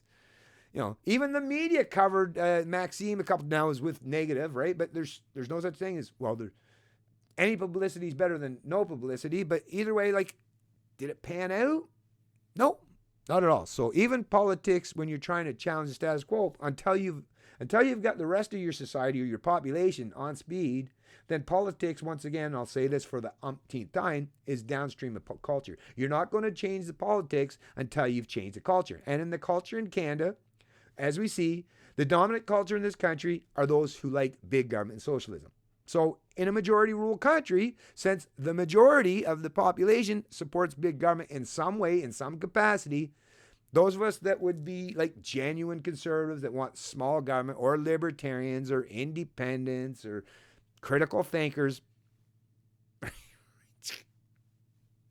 it just can't happen. It's just wishful thinking to try to convince yourself otherwise. And I'm usually the kind of person don't live in this realm of mysticism. Let's function in the real world. Because if we're functioning in the real world and we're acknowledging the real problems that we face, there's a much better way that we'll find the solution. Whereas if we're just living in a dreamland, we might be able to conjure up solutions in this dreamed up world, but they're not going to work out if you try to put them into fruition in the real world, which is why, like I say, got to change the culture in this country. And that's a Herculean task at this point in time, as you probably recognize. A 14-year-old called the cops because his mother was smoking his weed. What? Isn't the legal age to smoke weed 18? So why didn't the cop even charge the mother? That's weird, Terry. Yeah. And why would you call the cops on your mother? Bringing the cops into the equation. What the hell? Yeah. Calling the cops never resulted in anything good. Yeah, try to deal with your shit yourself. I'm surprised they didn't. Okay. Scrolling down. Okay, I got to get down to the bottom here. Keep it real. Hey, keep it real. Hit the like if you don't mind and subscribe to the channel. Flat Earth map shows the deception of government we've been lied to on. Flat Earth. Oh, there's critical thinker. What's going on, Leo? Politics are a dead end. Yeah, until you change the culture, right? You just can't do nothing through politics without having a culture, because it's like trying to push on a rope, right? Not going to work trying to push on that rope. Okay, back to, I'm almost down the bottom here. What about when they say things like, who will pay for our police, fire services, buildings, roads, implying that taxation is necessary for the purpose? So what they're saying, the best way to answer that is, so when they say, well, who will pay for the police or fire services? You say, well, do you want to have people that, if someone, since you don't want to take that personal responsibility of defending yourself or going out and going after the criminal that's stolen your lawnmower, your backyard or whatever. If you want to have police services or some body that deals with investigating wrongdoings like murder, theft. So you want that, right? So they're saying they want something called a police service. Would you be willing to pay for it voluntarily? Well, yeah, because you want it, right? And don't you say when they do these polls, don't these polls or if you went and asked people on the street, wouldn't most people say, yes, we should have people that deal with criminals in society, right? And investigate crimes. How many people you would recognize real early on? It'd only be a very tiny minority of people that say, oh no, I don't want any of that. And the ones that would say, I don't want any of that, chances are is because, well, I'll take that. I'll defend my own property, right? I'll protect myself from any criminal. I'll do that myself. But even if they decide afterward, well, maybe I can't do it all. Well, then you say, okay, now you do have to pony up. If you recognize later on, okay, I can't do it all myself. I need some help by these people that are going to help investigate because I can't do it all myself. Then they even would have to admit, okay, well, yeah, I would be willing to voluntarily pay to have a police force. So if these people say, well, who will pay for the roads, or who will pay for the police, or who will pay for the fire department? Well, if your house is burned down, fire department's probably one of the easiest things, right? Actually, in Canada, we have voluntary police or fire departments, right? So people are even willing to do it, even if they don't get paid. So come on. But of course, they do get compensated. But think of it. Would you, as a person, how many people that own homes or live in an apartment would say, yeah, I don't, yeah, if anything happens and cigarette lights up and the building goes up in fire or my house goes on fire, yeah, no, I just, I don't want anyone to be able to come put the fire out, right? Most people would say, of course we want to have a fire department because we want to be able to put fires out when they start, right? We want to have those kind of services available. So if they're admitting that they would want that service and the majority of people would want that service, then why do you have to put a gun to the head? Because government is a representation of a monopoly of force of violence. Government is a direct threat. It's a mandate. It's an edict. But if people are saying they would voluntarily do it, do I have to tell you, does the government have to go out and tell you, you better go buy yourself some groceries, motherfucker? Or even a computer. People like buying computers, right? Does government have to tell you, you better buy a computer? If I don't force you to pay for a computer, well, you'll never have a computer, or people won't have computers. It's just a service, right? The fact that they manipulate people's minds to think that you can't have roads, and as someone that used to work for a paving company, two of them actually, Hogan's Paving on the north side of Fredericton and Perfection Paving on the south side of Fredericton, I can tell you that no, there's no government workers out there building roads, right? And if you're talking about land and you need those land, well, they don't pave over people's houses or anything. It's just a matter of respecting property rights and finding places to build the roads and people agreeing that, hey, yeah, if we want to build if you're in a community, perfect example, I'll use the roads because nothing. All these people that live in this suburb, right? If you live in a suburb, well, you want a road, right? Because you probably want to go to work or something if you have a job, or you might want to travel to the grocery store. So you probably want a road that takes you from your little suburb to the grocery store. So you're already admitting all those people along that way, you all want roads because you're going to need to travel, which means then just voluntarily pay for it. Don't have to use government, don't have to use force. Just like every other service that the private sector provides, same goes for police, fire department, and even courts, right? Judges could get paid in every jurisdiction. We all pay because we want to have some kind of arbiter, to be the final arbiter for when people have, whether they're civil claims or, once again, criminal cases. So yes, so it's just a matter of having these people. You can have all these things. It's just that you don't use government. You don't use forced wealth and income redistribution, right? Or this pretense where these people say that we all have to follow by laws, but they get to escape the laws that we all have to, right? So we set up the courts because, theft is wrong. So if you steal from your neighbor, well, he can take you to court because you took something against his will without his permission. That's called theft. But yet government, the very people, can steal from people to pay for things, and yet they're the ones that set up the courts to deal with theft. Well, I'd be like, the first person I'd want to take to a court without government owning it would be these people that claim to be government because they're stealing from me on a continuing ongoing basis. And matter of fact, if the judges weren't paid by government, then the judges wouldn't have an incentive to protect the government. The judges would have an incentive to actually abide by genuine universal laws, rules, or regulations, or criminality. So murder, theft, rape, all these things. The judge wouldn't say, I'll let some people get out of jail free because, they're connected or they can pay off a lawyer, a high-paid lawyer. Once again, you would have all these things and it would actually function much more consistently and much more universally if it wasn't for the fact that government. So hopefully that answered your question, because I know people tend to like to use that old, well, who will build the roads? Like I say, all of those answers have been so thoroughly debunked by so many libertarians. Most of them are Americans. Most of the information I've learned about this stuff have come from American libertarians. There's not many in Canada, which is, like I say, I'm at the lead in front in terms of libertarians in Canada, but I'm helping to learn or help to teach Canadians because I've learned these things from American libertarians or libertarians, that have written things in the past, right? Murray Rothbard, Mises, like lots of libertarians that have helped us to figure out, do we really need governments for this stuff? No. So, and philosophers such as Molyneux with the UPB, like I say, or Ayn Rand's objectivism. There's so many areas and so many people throughout history now. It's just that you're not privy to that information. You're not going to get it. Like, you're not going to hear any of the things I say going to a government school, right?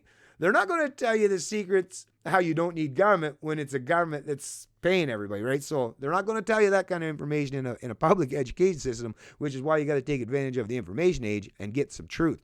Anyways, back to the chat. I hope I answered that question for you. Let me just make sure.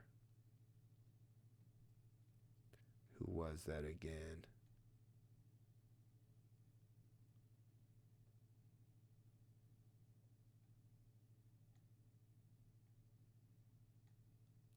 Okay, I'm almost down there.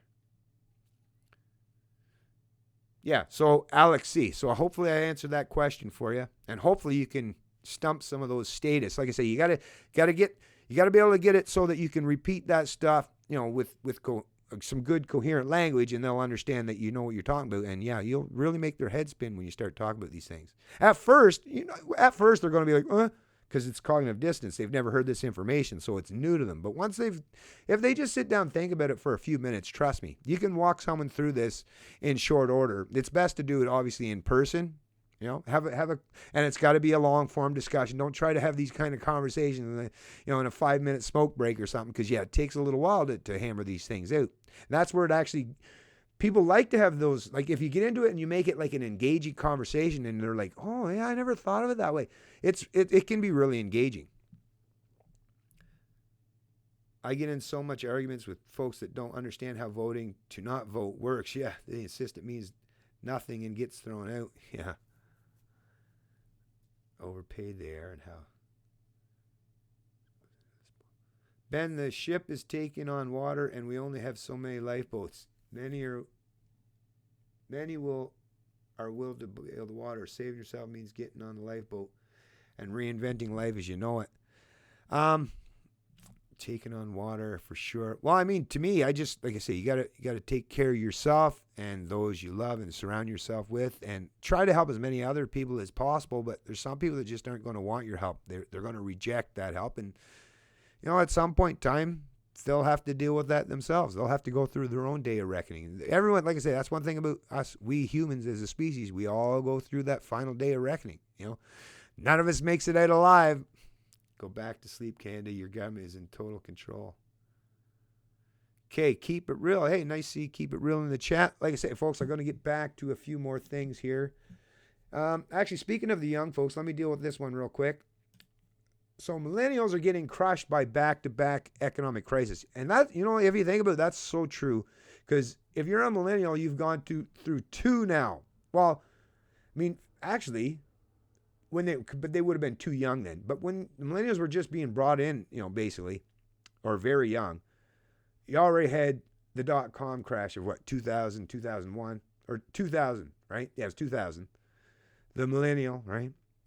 And then 2001, you had the World Trade Center, the attack and all that, how that unfolded, right? Then they had in 2008, the massive financial crisis that was going to bring down the entire Western world economy, right?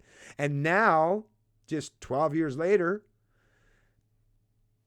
here you got this massive economic collapse and crisis once again that is a consequent result of, once again, government intervening in the economy because of what happened in the last time. Like the reason why everyone's in this precarious situation is because nobody did the right thing during the last crisis. So yeah, millennials are getting it hardcore. And if you think about the housing market, how freaking outstripped it is from what the millennials have in terms of purchasing power or wages. I mean, some millennials, they're saying in big cities like Vancouver and Toronto, have to work for 15, 20 years just to save up enough for a down payment, never mind paying for the freaking house, right? So, I mean, a lot of these young people today, which is making them so they're putting off having families.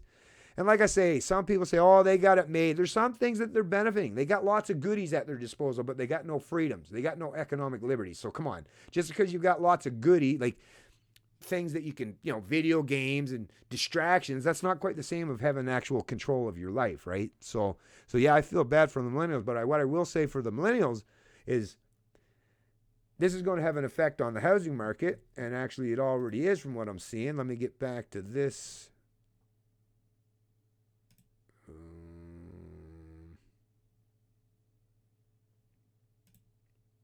Where'd that go?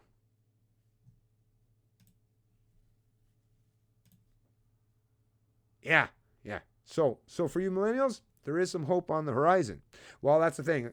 Central banks and government's going to try to prop up that housing market economy because it represents a huge portion of the little bit of actual economic activity that does take place. So construction firms and stuff, right? And all the people that provide everything you need for houses, all the materials, your Home Depots, your building centers and tiles, and just think of all the things that you need to keep this housing market afloat, right?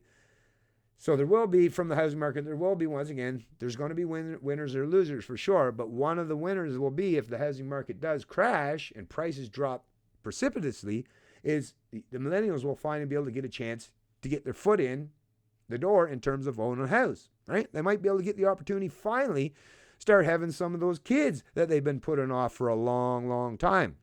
Especially if you're getting later on in your years as a millennial, and especially you ladies, if you're already in your 30s or creeping up your mid 30s, that biological clock is ticking and it's getting louder and louder. So yeah, hopefully the millennials, I hope actually the housing market does crash. I know some people are like, oh, what do you mean? Don't destroy my golden egg, my proverbial golden egg here that I've been sitting on, this speculative wealth in my home. Don't do that. Well, you should have never relied on this speculative bubble that's going to turn your house into a place to live into a money-making machine, right? Like that was never designed to do that. And by you benefiting from this money-making machine, this falsely stimulated, artificially stimulated housing market, the big bubble in Canada, well, you should have never relied on that. And the fact that you are, and you're willing to do so at the expense of future generations, yeah, no.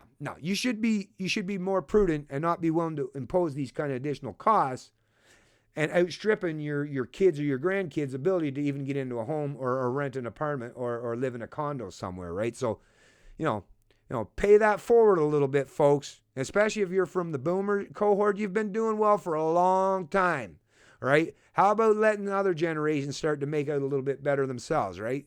You've been doing fine for decades and decades and decades and decades. A lot of you have made yourself into millionaires multiple times over, right?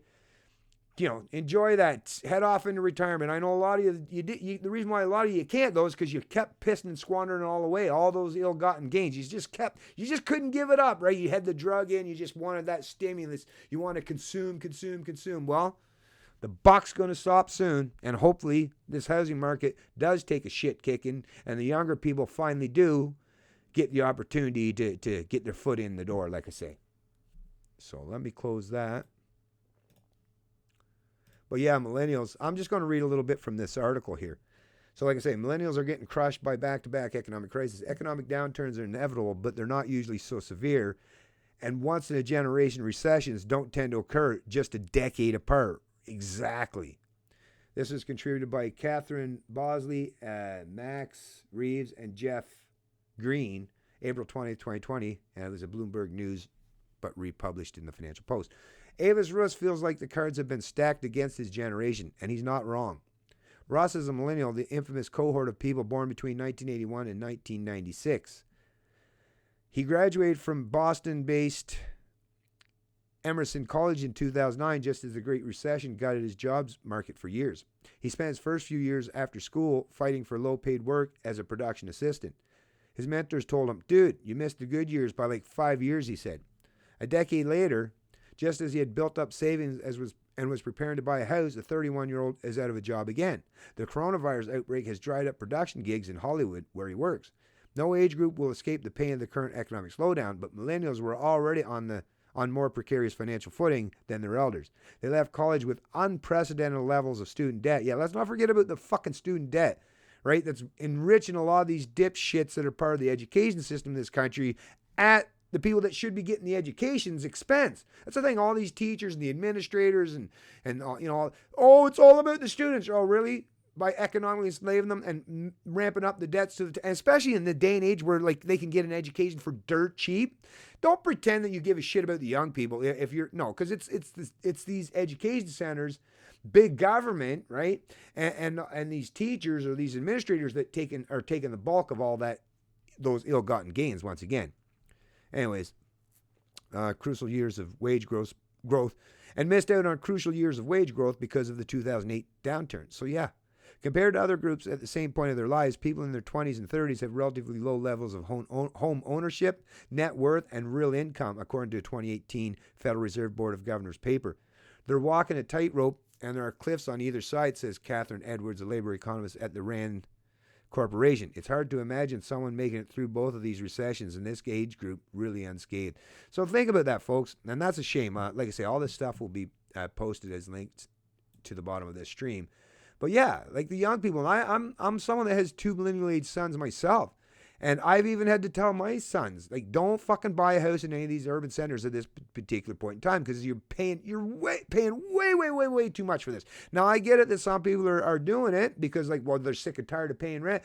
I know the dilemma that the millennials are going through. It's a tough thing. Like, well, yeah, but I don't want to keep paying rent for the rest of my life where I'm never getting anything back and I'm never going to anything, right? I understand why people say, well, yeah, I know it's ridiculous, but hey, my mortgage payment, because of the interest rates are so low, I can get it cheaper than rent. But yeah, but you're still going to end up paying that $800, $900, or $1 million for that piece of shit house that is not, trust me, is not worth what they're pretending that it is. So it's hard to give even the millennials good advice because they're stuck between a rock and a hard place.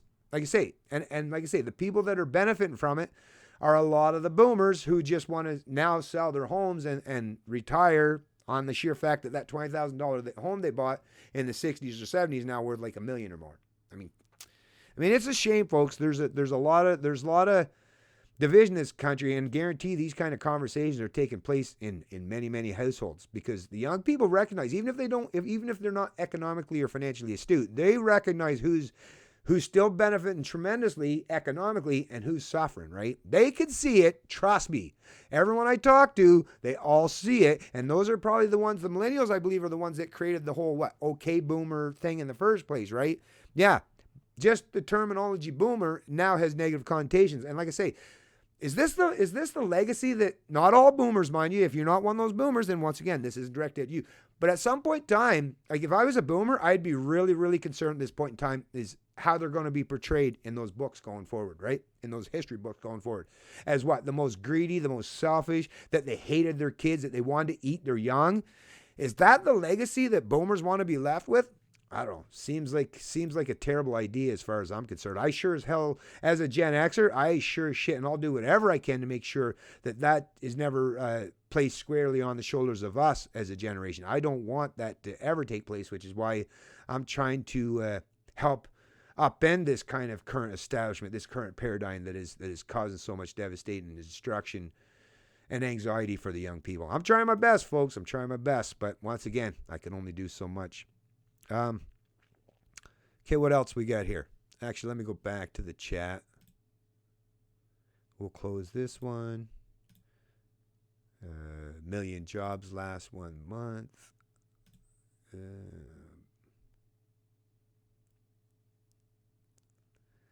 Well, actually, let me say this real quick then. It excludes people. Why some say Ottawa's COVID-19 emergency load program cuts them off. health clinics, sole proprietors, and tiny tech startups among those who can't qualify for loans. Anyways, I won't read the entire article, or I won't even read much of any of the article, but basically it's just alluding to that, yes, once again, even with these programs, government's using to bail out certain segments of the economy or certain industries or the public sector predominantly, there's a lot of people that aren't going to meet those requirements and are actually, like I say, they're going to suffer even worse and not even get any benefit. So they're having the rest of the economy destroyed, their potential destroyed, their ability, obviously, for wage increases. I mean, when you get to the point where you're just, I'm just thankful that I got a job, kind of hard to make it, kind of put your bargaining power off to the wayside, right? Because I'm just thankful to have a job. Well, you're not going to be asking for a wage increase if you're just thankful to have a job. So there's, once again, this whole program, government is just picking winners or losers of the economy. And there's definitely going to be some losers that are going to happen as a consequence of this. And people that haven't done anything wrong. People have done all the right things, and they're just going to be punished by sheer fact that they're not quite as parasitical or part of whatever the government decides that we're going to bail you out, screw the rest of you, right? It's rough. Okay, back to the chat for a bit.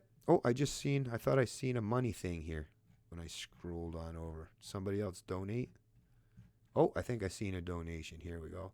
Where's that one? Oh, sorry, I didn't see it, Mr. Grinch. Can you see that? Can everyone see that? I'm trying to click on it. Let me go do it on here. I appreciate the donation, Mr. Grinch. He's a mean one, Mr. Grinch. Let me find it. Damn, it's not even down in here. Where did Mr. There it is. Let me see if I click on that. Does anyone see it? Come on, show it. Anyways, I'm hoping you folks can see that. And it says, like I say, sent you a donation to the email. I'll check that as soon as I get off this stream, Mr. Grinch, because, I thought I checked my email this morning, though. Oh, that's why. Yeah, okay, because I'll tell you why, because that's the wife's email, because, she's the one that has the e-transfer and everything all set up and stuff. So, sorry. So, I haven't seen it. My wife's working right now, so that's why, because you have to have data, and she doesn't use data when she's out and around. So that's why she hasn't noticed it. She wouldn't have got the notification. So when she gets off work, she'll get the notification. But I already know about it now, so I'll let her know about it. But thank you very much for that donation, Mr. Grinch. I really appreciate it. You're not so grinchy after all. Right? Like I say, you've been very kind, very, very kind. I appreciate it. Let me scroll back up to the chats here and see if I missed, because I definitely missed out on lots of chats here. Right. Watch Trudeau spread the infection. Probably the highly contagious. What about when they say, okay. I see where we're at now. Good news stories, but not there to wake the masses. Yeah, there's some good, like I say, there's going to be some positive things that are going to come as a consequence of this, and hopefully a lot of people will, build up their personal relationships. Hey, Bennett, how you doing? Bernard Hutchinson. Hey, how you doing, Bernard Hutchinson? How you doing? No incentive to save? No, of course not. They've destroyed any incentive to save these days. Manipulate, deceive, and control. Keep it real. I hear that. Are they not supposed to count votes? Do not vote. Okay. One world communist government showing their power for the first time, and we fell for it. Well, not us. Keep it real. Not us, right? Because if you recognize that, you didn't fall for it. They, our fellow Canadians have, and a lot of people have, but we're here to try to help them in some regard. And like I say, I don't know how we're going to do it. I'm still trying to figure out how we're going to reach out to the people that don't want to listen. They just want to ignore us. They just want to close their eyes, plug their ears, and right, see no evil, hear no evil. How are we going to get to those people? Because those are the people that really need to hear this kind of stuff. Because you folks are obviously already up to date and awake regarding all this stuff. So how are we going to reach out to those people? We got to figure it a way. That's the thing. How can we get it? I've got to put the old brain, start grinding the gears, I guess, and try to figure out how can we get those people. It's the thing. The way the media portrays like libertarians, like people don't want to pay attention to us anymore because the media tries to suggest that we're just, evil, selfish, whatever the hell, right? Anyways. Do you guys think Bennett would be mad if he knew I shaved during his life? No, of course not. Shave away. I don't care. that's a funny question, Thaco or XP. Shave away. Now, I promise not to do it while I'm streaming, right? That probably wouldn't go over too well. But you go ahead and do your thing. You go do your thing. I tried for PBC as well, Ben. Yeah, I know. You were playing the game with that. With that, the house always wins. We the people just keep the game going. It's so true. It's so true. And the crazy thing is, like, and of course I wish anyone success, but I do see that the PBC when the PBC started, the People's Party of Canada, Maxime's channel had I think just over 1,000 subscribers or so. I see it's ramped up. I see my page is just stopped dead in its tracks. But yeah, everyone's gravitating to Maxime. Like, that's the thing. Canadians are like, oh, I'm going to go to the guy that's the politician and he's part of the connected class. And like I say, not saying that Maxime is a bad dude. He's definitely, I would say 100 times better than most of his counterparts in the established media or in the established parties for sure. But it's like, Jesus Christ, folks, you're going to abandon me for a politician? Oh, come on. That kind of, can we get that? Hey, pull that out of my back a little bit, will you? Because it's starting to grind into my freaking shoulder blade when I move around a little bit. It's like, yeah, I feel a little abandoned there, Leo. A little abandoned there, right? But I mean, I'm not going to cry about it. As a libertarian who's a minority of the minority of the minority of the minority in this country these days, I'm already quite used to that brunt and taking as much shit as humanly possible. But I got to admit that it was basically like not only was the knife already jammed in there, but it's almost as if just someone came along behind, like, it's like it's already hurting. It's already just about digging into the shoulder blade. But no, I guess they decided to just give it that. All right. Yeah, it hurts, but you're only hurting yourself too, because you're still going to be playing the political game, and the political game ain't how you're going to change this country. It's not how you're going to change this country, but I don't know, keep trying. Just vote harder, folks. Just vote harder. Sometimes I feel like I have to say these things too many times, but sometimes I even get sick of hearing myself repeat things, which is quite wild, right? I wish I didn't have to keep saying these things. I really do. I really, really do wish that there was some other way. This might be, like I say, but this might be the precipice. Maybe at some point in time when everyone's done, they might come back to start listening to people like myself or others. And because, like I say, there's lots of answers to the question. I'm just not going to offer the answers until I know that there's enough of an audience, right? What's the point? And the answers, it's all up here. It's all up here. There's answers. And it's not like I even invented the answers. I just know the remedy. I know the cure, because this isn't the first time big government has ever come to exist, right? Throughout history. Just learn your history. If you know some philosophy, right? If you understand human incentives, psychology, and all that, like I say, there are ways to incentivize people to pivot towards liberty. But you have to have the kind of societal constructs and enough people that are part of your culture who are willing to put that into fruition.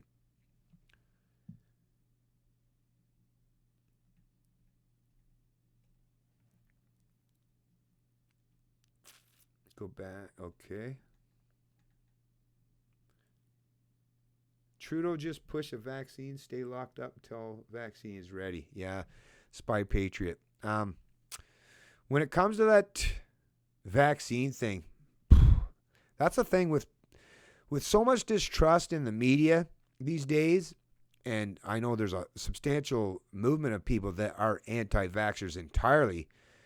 If it gets to the point where there's like forced or mandated vaccine, I think that could be, I think that might be something that's going to cause a lot of anxiety and a lot of issues, and a lot of Canadians are going to be really irate about the pretense of being forced into a vaccination. CL, I'm just saying Ford was the best. Oh yeah, sure, Whiteman. Oh yeah, no, don't worry about that. Hey, listen, like I say, I just tend to ramble. If you watch my channel regularly, I tend to ramble. I don't mean anything personally towards you. It's just, I'm so disenfranchised with politics, because, like I say, every time, I mean, not like I've delved into it too much, but even when I watch other people that delve in it, and I see their disappointment every time, they get the excitement, their hopes up, and then they're just constantly disappointed. Does every politician they vote for who think, oh, they're going to do the right thing? They might do a little thing that's like, okay, well, at least they did that. But then most of it is like not the right thing. It's the exact opposite of the right thing. So, like I say, I recognize that Ford was definitely better. And like if you watch through my videos in the past, you'll see I was supporting Ford like when he was running against Kathleen Wynne. So I'm completely on board with you there. He was definitely way better than Wynne. And like I say, don't take anything I say too personal. I just like I say, that's that stupid, brutal honesty I got inside of me. Okay, Bernard. Oh, we're talking to someone else. Money is not an option. It's never been. It's all about control. Forget about the money. They have all the money they want. They can print out of the money. Yeah, well, that's the thing. Now that they got the print press, no way to hold them or tie their hands because it's not tied to any commodity like gold or silver or anything. It's, they basically, and as long as people are willing to put up with it, right? Unfortunately, I live in the most leftist area in Canada, Windsor, Ontario. I voted PC, but I knew it was a lost vote. Yeah, if you're in... hey, what's going on, Rika? Nice see you in the chat. Yeah, it's rough, Bruce. It is rough. But you definitely made the right choice in terms of... Because you definitely didn't want the NDP to get power, and you definitely didn't want the Liberals to maintain power. And it was kind of bittersweet to see the Wynne Liberals not just lose, but lose even official party status. Like that was worth the price of admission or the vote all on its own, right? Windsor's left. Does that mean they donate all the illegal guns flowing from Detroit to the government? Doesn't matter, Bruce. A conservative federal government will still be nothing but UN puppets. That's unfortunate, Michael L. You are right. You are right. The establishment parties, the reason why they're part of the establishment is because they are the establishment. They don't want to destroy the status quo, right? They want to maintain it. It's in their vested interest to do so. We have insurance. Why do we need fire department? Ruins everything in your house anyway. Fire department's just there. Well, no, but you would still need... But like I say, it's just that a fire departments would have much better incentives. I mean, I don't know if you folks are familiar, but there was a bunch of fires in these rural communities where I live in New Brunswick, and it turned out after investigation it was the volunteer fire departments that were going around. I guess it was a make-work program, right? Going around setting people's houses on fire and then going out later to put them out, so... That's typical government freaking job, though, huh? That's a perfect representation of a government program is, the broken window fallacy or whatever. Hey, well, that's the thing. Make more laws to create more criminals, right? When there wasn't criminals beforehand. But if we create enough laws that make more criminals, well, we need more police, more judges, more lawyers, right? So government is all about a make work program, and it doesn't do really anything. Like that's the thing, even with the police. Do police prevent crimes? No, they come along after the crime has been committed, and they take a report. And 9 times out of 10, you never get anything back other than sorry or the person charged with a crime, but you never get anything back. You don't get your stuff back usually most of the time, right? So, yeah, government programs is, perfect example of that broken window fallacy. Just keep going around breaking windows, and somehow that's the way to stimulate the economy. But there's always you might do that for the guy that glazes windows or installs the windows, but what about the fact that the windows were broken in the first place? That money that went to replacing the window could have gone to a whole lot of other things, right? But anyways, don't even get me started on that whole broken window fallacy in terms of economics when you're talking about government, because basically everything government does, it destroys proper incentives. So, yeah.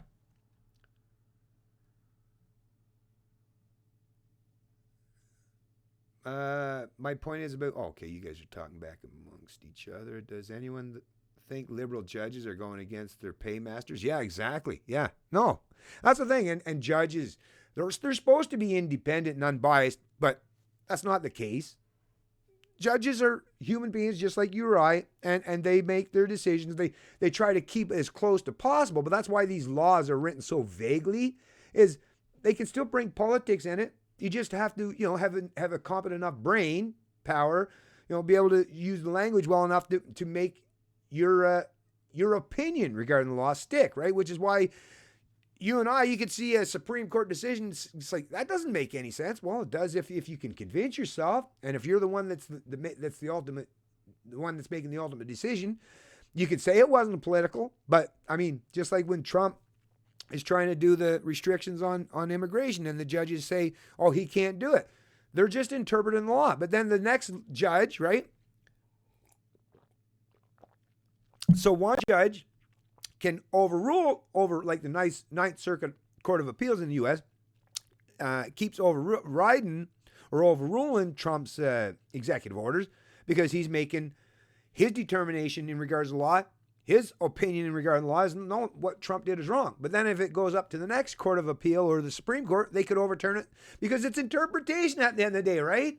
If two different judges or two different panels of judges can get the exact opposite opinion based on the exact same facts, well, that tells you that it's obviously open to interpretation, right? Whereas if something was universally consistent and written in such clear language that you couldn't, skew it or manipulate it, well, that's why they don't do it that way. That's what keeps a whole lot of lawyers in work, is the vagueness of the laws, so that you can say up is down, round is square. You can say whatever you want. It's, like I said, it's completely subjective and biased. Oh, yeah, I see that about Mr. Gritch, about the donation. And once again, thank you, sir, very much. Appreciate it. I'll get that figured out as soon as I'm done the stream. In current format of system, if we head to, it'd be hard for PBC to win when they single out New Brunswick for 50% budget cut and seats issues without understanding what's done with money. Well, I mean, when they single out New Brunswick for 50% budget cut.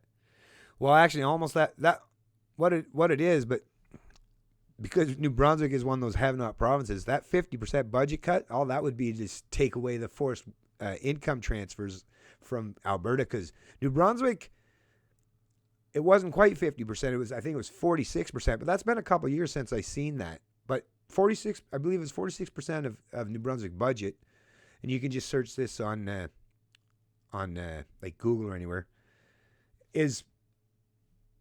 comes from the transfer payments from the have provinces. So, I mean, the fact that New Brunswick allowed itself to get to the point where the budget, the entire operating budget of the New Brunswick, or I mean, half of the entire operating of the budget relies on forced wealth and income transfers. Like that's a failure of all the politicians in the past. And the fact that in this province, every time there's some kind of economic activity is promoted, the politicians won't allow it to happen, right? There's no Energy East. There's no mines. There's no natural. They were going to do some fracking in New Brunswick. There's all kinds of initiatives or startups that were offered to bring some job opportunities or economic activity to the Atlantic provinces. Hell, even just opening up interprovincial trade would help tremendously for a have-not province such as New Brunswick. But too much bureaucracy, too much red tape, too many regulations, and too much big government prevents any of this from happening. So the fact that New Brunswick and places like Quebec continue to be the proverbial parasite suckling off the tit of big government or the productive people in this country, it's going to continue to be that way until, like I say, we can open up this market on the East Coast or the rest of Canada to allow some genuine competition. But just like even with the telecommunications in this country, they're scared to death of competition. And when you function for decades not having to worry about competition, well, they're scared to death to rise to the occasion because they know that they would lose that market share tremendously, right?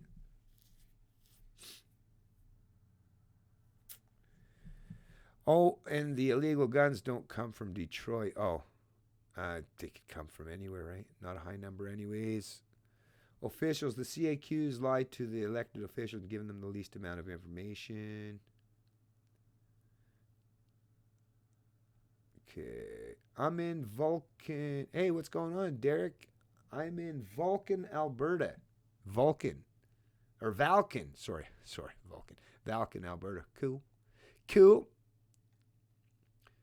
Millennials will soon realize that things are not as they currently see them. Hopefully they'll wake up before they're buried alive. House price went up, wages went down. Well, wages have been stagnant, basically, yeah, and house prices has completely outstripped and outpaced wages big time. Oh, like I say, typical reports are, back, let's say, the 60s and 70s, it was roughly 3 years of income to pay for what your house would be. So just to make it easy number, like if a house was $20,000, 3 years or 3.5 years, so $60,000 to $70,000 was, which would have been the typical cost of an average house. Of course, you can find cheaper and more expensive, but when you're talking about just averaging out numbers, so 3.5 years. Now, right? Take what people make as an income now. Like if you're making $40,000, $50,000 a year, in any of these, like even in the outskirts of the GTA or a lot of cities that aren't those two big urban centers, like lots of cities in this country, houses are even more than $400,000 to $500,000, right?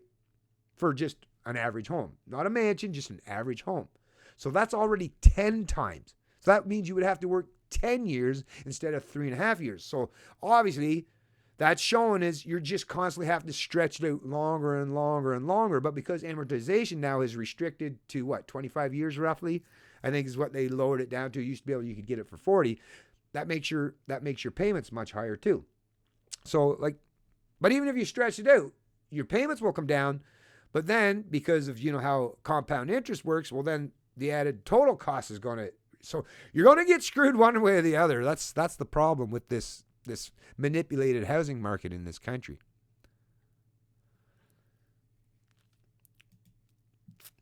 Look ahead, sir. Millennial could very well cash in big time in the rebuild of this world.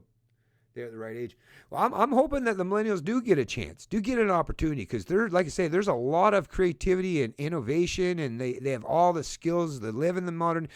Man, the millennials, and that's where you would see some massive frickin'. You want to see inflation? Is if the millennials finally do get some spending power, right? And ability to go out there into the marketplace and really get the economy ramping up. Because like I say, the millennials, listen, I know some people don't like some of them. Of course, not all and all that stuff. But yeah, millennials are very creative, innovative, and there are quite a few that want to be entrepreneurs of themselves because they've been raised in the gig economy, right? So I'm hoping for the best for the millennials. I really am. I mean, as a Gen Xers, I was kind of hoping that someday we would have got our time. Looks like that we're going to be just skipped over entirely, though. We're never going to get our time, right? Our 20-year timeline or so. The boomers over and cringed on that. The boomers should have had 20 years. Gen Xers had 20 years. Then the millennials, right, where we were changing things and prioritizing things, right? If you want to play that thing in the fairness and all that. But millennials will be hopefully the ones that will pick. But Gen X, like I say, we've been totally, because the boomers were such a huge cohort in comparison, and our generation is so small, like there's only like one or two of us for every 5 or 6 boomers. They could always outvote us. So we're I think Gen Xers, I hate to say it, folks, but it looks like we're going to live under the boomer thumb, and we're not ever going to have any say in changing or affecting the culture or society, which is a shame because we're the ones that are more libertarian leaning, right?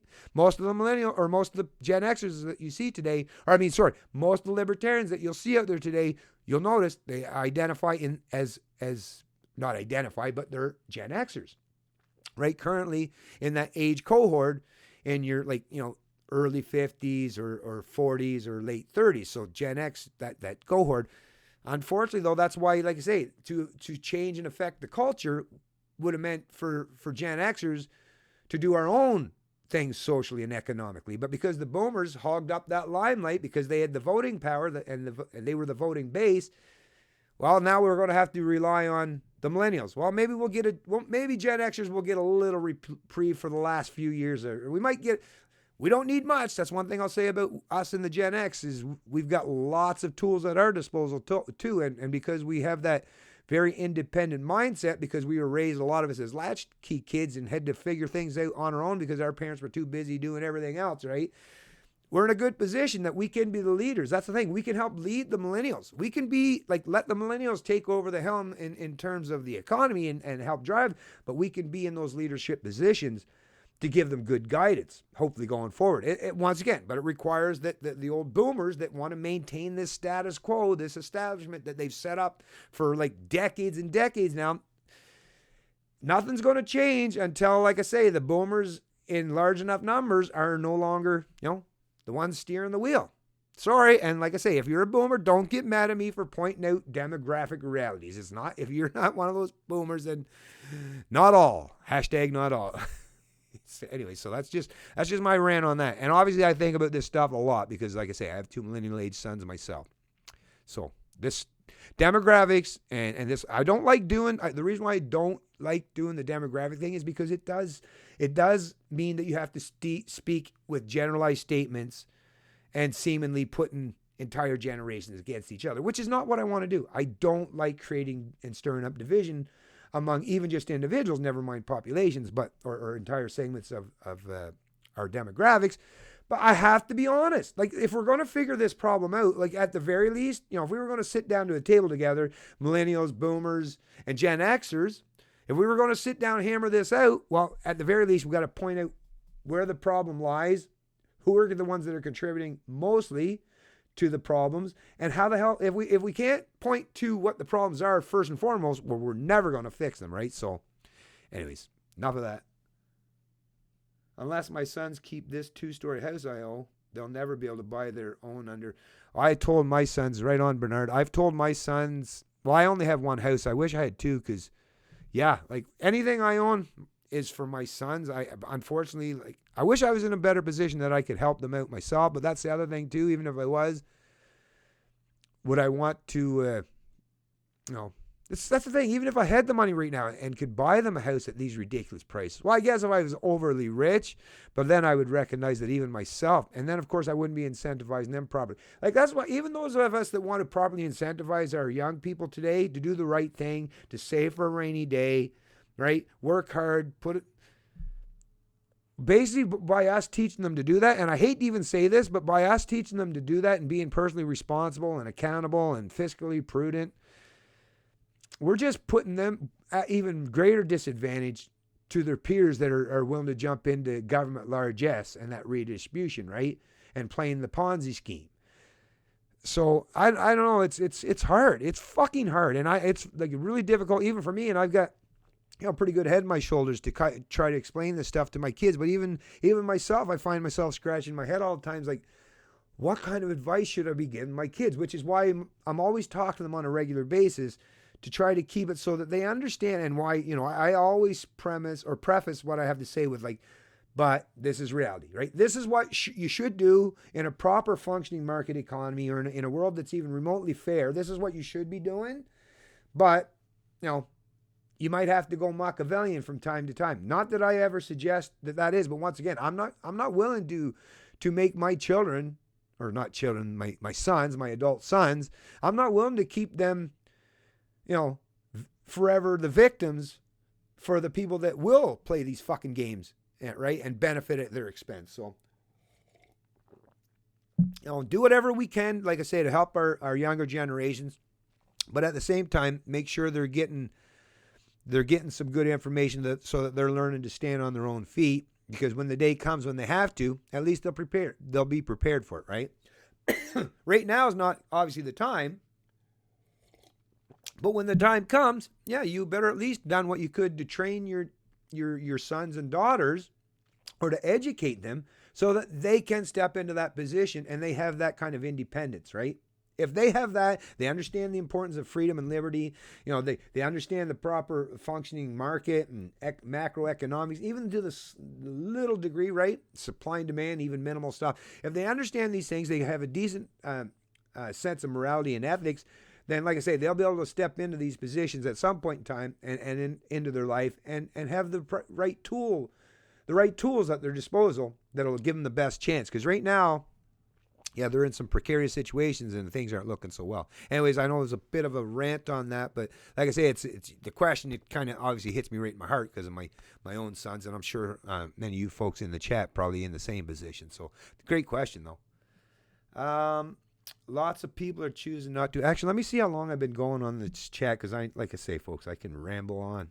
One thing good about this thing though is I don't have to worry about run at a time. This can go on forever. Okay, I'm down to 27 viewers, but hey, there's still nice to see there's 27 there. I'm at 203. I probably won't go any more than a half hour more at most, because like I say, I'm probably going to be, actually no, I might not be able to stream tomorrow. We'll see. We will see.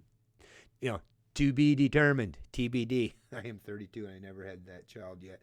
Yeah, that's a shame. Or never had children yet. That's a shame, Derek. That is a shame, man. And really you should, because it's not just to having children. I mean, that that all on its own, trust me, is so freaking rewarding. It's absolutely amazing. It's one of the best things. I mean, obviously, it's the best things. It's not just my own opinion. I just it's amazing. So many things that help fulfill your life and round out your life when you have family. But it's also to have that significant other. Because what me and my wife say, we've talked about this many times in the past. Like I say, we've been together for 30 years now.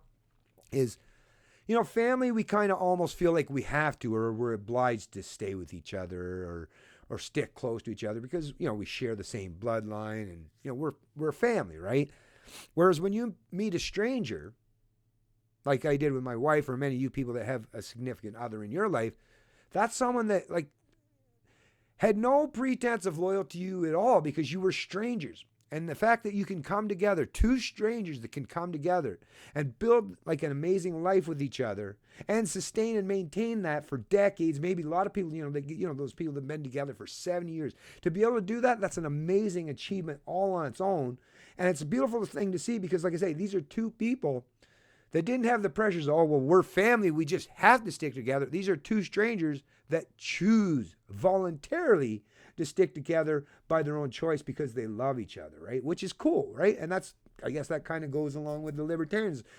I don't have to be forced to associate, with a stranger. I choose that voluntarily because we want to, because I see what that person brings to the table and benefits me, and I bring, obviously, benefits to them. So it perfectly aligns with that libertarian mindset where, two people come together, voluntary, stay with each other, choose to stay with each other, not just out of the obligation. That's another thing about being married. I say married, but I didn't get an official government document. But to me, my marriage is between me and my wife. That's a relationship that I don't need a government piece of paper to tell me that I love my wife or that we're married, right? Actually, for the longest time, there was no such thing as government marriages if you went to the church anyways, right? And the priest or the preacher married you. You didn't need a government document or permission slip to get married or to say that you love people, right? A lot of that stuff is just so that the government can, manipulate money out into different places or pit the sexes against each other, as we've seen many times in the past. But anyways, okay, moving on. The cycle will come around. Yeah, we hope so. I don't want children in this world. That's the thing, though, Derek. I get, and which suggests you're feeling pretty down, and I get that. But what if your parents said that? You would have never been alive today, right? I get it. There's some days where I think, Jesus, what a world to bring these kids into. But as much as even I have some bad days, I'm very grateful that my parents brought me into this world, right? There are days where it's like, oh man, this is kind of a shitty world. I don't know if I'm necessarily enjoying this after all. But then those days are very small in comparison to the majority of the days where I'm very appreciative of the fact that I'm alive and I've had the opportunity. Because as with all of us, we've gone through good times, we've gone through bad times. And it's those good times, it's those relationships that we've built up over the course of our lives and our accomplishments, our achievements, and all the meaning and success and happiness that is we're fortunate to have bring into our lives that keep me thinking that no, it's not just about the utilitarian aspect of maintaining the human species, the human race, because we have to procreate. I mean, that's an argument that should obviously be able to be made quite easily because, yeah, that's how we exist as a species, procreating.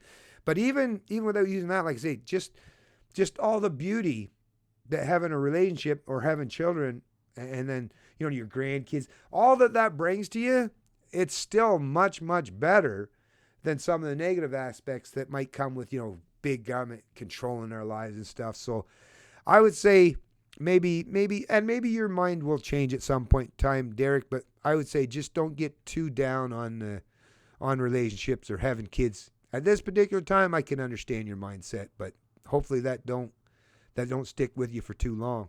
I've never been married. Oh yeah, if you've had good personal relationship, or with a significant other, that's the same thing. Because really, at the end of the day, it's not just about marriage. Like I say, that government piece of paper. It's your ability to have a relationship with a significant other that you both come together and respect and admire each other.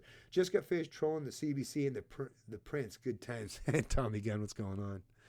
I see Daniel Cook here, but it says message retracted.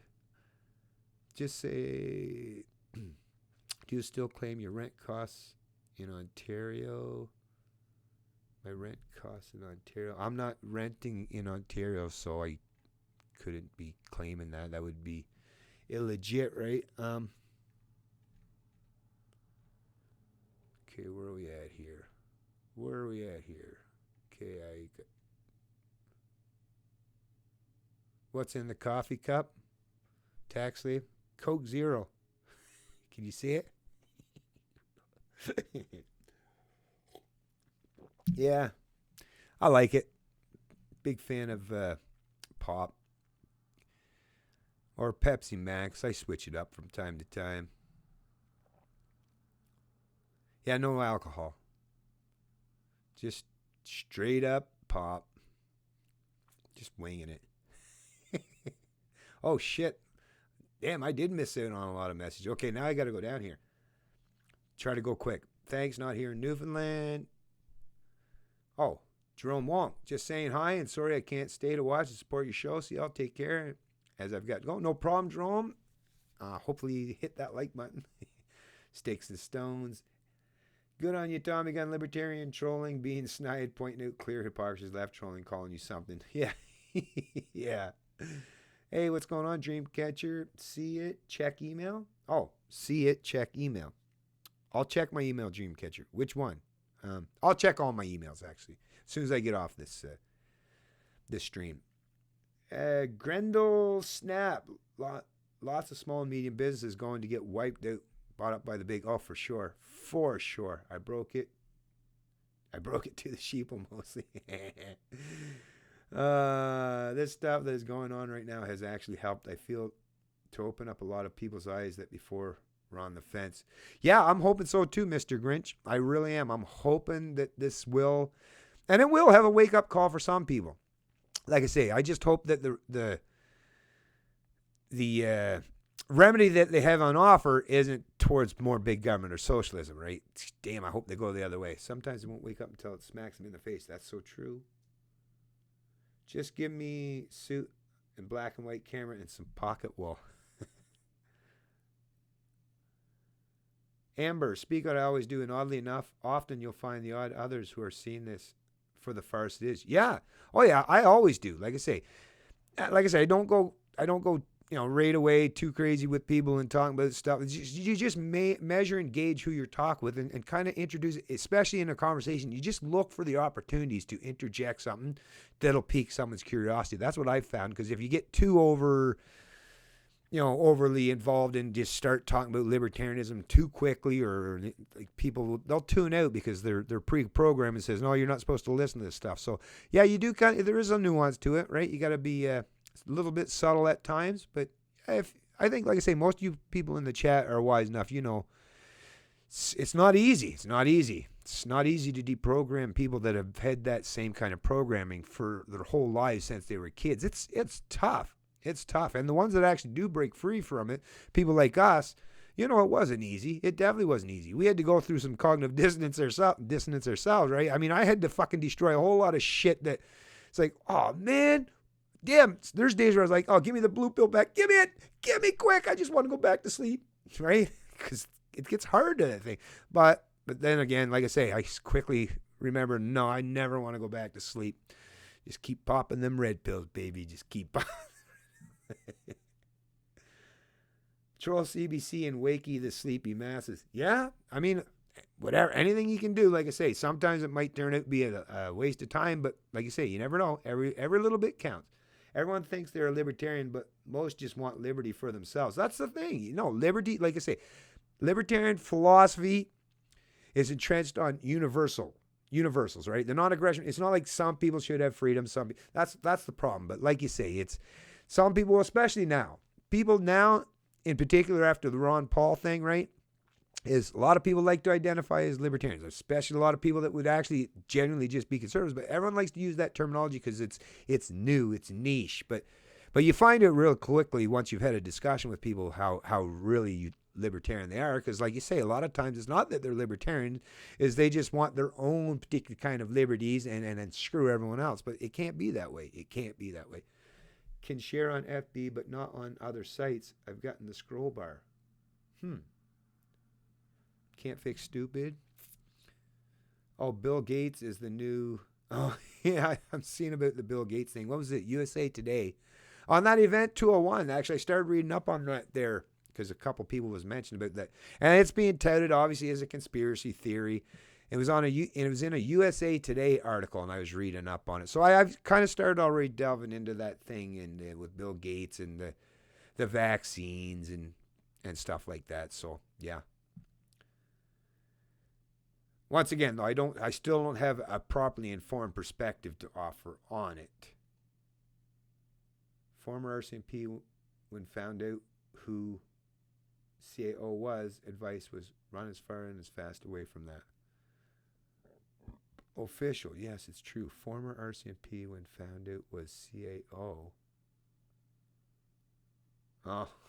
Oh! Hold on one sec. I got something else I want to cover. I'm friends with some anarcho-socialists. They don't believe one should profit off another, but can't explain how they intend to stop without authority. So difficult to try to get through. That's the thing with these socialists. I mean, to me, the thing with socialists, and especially if they identify as anarcho-socialists, that means, okay, so you're against rulers, so you're against government. That's already we should be we're halfway there. I'm with you. So let's just get to the socialist part. You like your socialism? Hey, just don't force me to enter into your socialist endeavor or your commune, and you do your thing. That's the thing. And this has been pointed out many times in the past. And one of my most recent videos that I covered about socialism is a virus much worse than the Wuhan virus. That was the one by who was the author of that? Oh, Lawrence Reed. But basically, under free market capitalism, is you can set up your own little socialist endeavor. It's voluntary, right? If you want to do your socialism, you do your thing, right? But you just don't get to force me to be part of it, right? So that's the thing. Under capitalism, free market capitalism, you can have your socialist utopia if you choose to voluntarily try that social experiment. You can create your own little commune if you choose to do so, right? That's the beautiful thing about free markets is no force, no coercion. It's all voluntary interaction. You can have your freedoms to do your socialist experiment. You just can't force me to do it. So that's what I would suggest to some of these people that are anarcho-socialists. Right on. I support you. That's what I would say. I am 100% in support of you having the freedom to set up your socialist endeavor. Just don't expect me to have to be forced to participate. That's all. That's it. And then just go from there. But yeah, that's when they find out, it's like, well, who's going to pay for all that? That's when that socialism starts to break down, right? Because they realize eventually, it's like, well, shit, if we can't force the productive people to stay productive and to make all the wealth for us to distribute to everyone else, like, oh, crap. Well, if we can't do that, well, I guess it's not going to work. And that's why socialism doesn't work, right? But you're more than willing to try again, like I say, if you want to.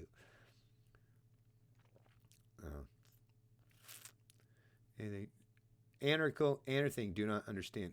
Yeah, anarcho is just people that don't believe in rulers. It's not that they don't believe in having rules, it's just you don't believe in having rulers, which to me, I think any human being should be considered anarcho something. Like, I don't believe in having rulers, right? So, I don't know, that's the thing, but people have been taught, like, if you say the word anarchist or anarcho, it's like, ooh, these people just want, you know, the mentality, the psychology that's been built up with political propaganda, which as soon as you mention anarchy or anarcho anything, it's like, oh, like riots and people throwing Molotov cocktails and people in fucking ski masks and guns everywhere and people being killed and run over like Mad Max stuff. It's like, that's not what it means at all, man. It's just like, just go look up. Like, holy Christ, we live in the age of information. Could you at the very least, right? Online dictionaries are free. Can you at least just type it in so you can see what it actually means rather than just going by the political rhetoric or the bullshit opinion of someone that's like that loves the state? Because the only people that are haters of anarchists or anarcho anything are statists, right? So not really the kind of people you can trust, to tell you the truth. They believe in having a mystical ruler, right?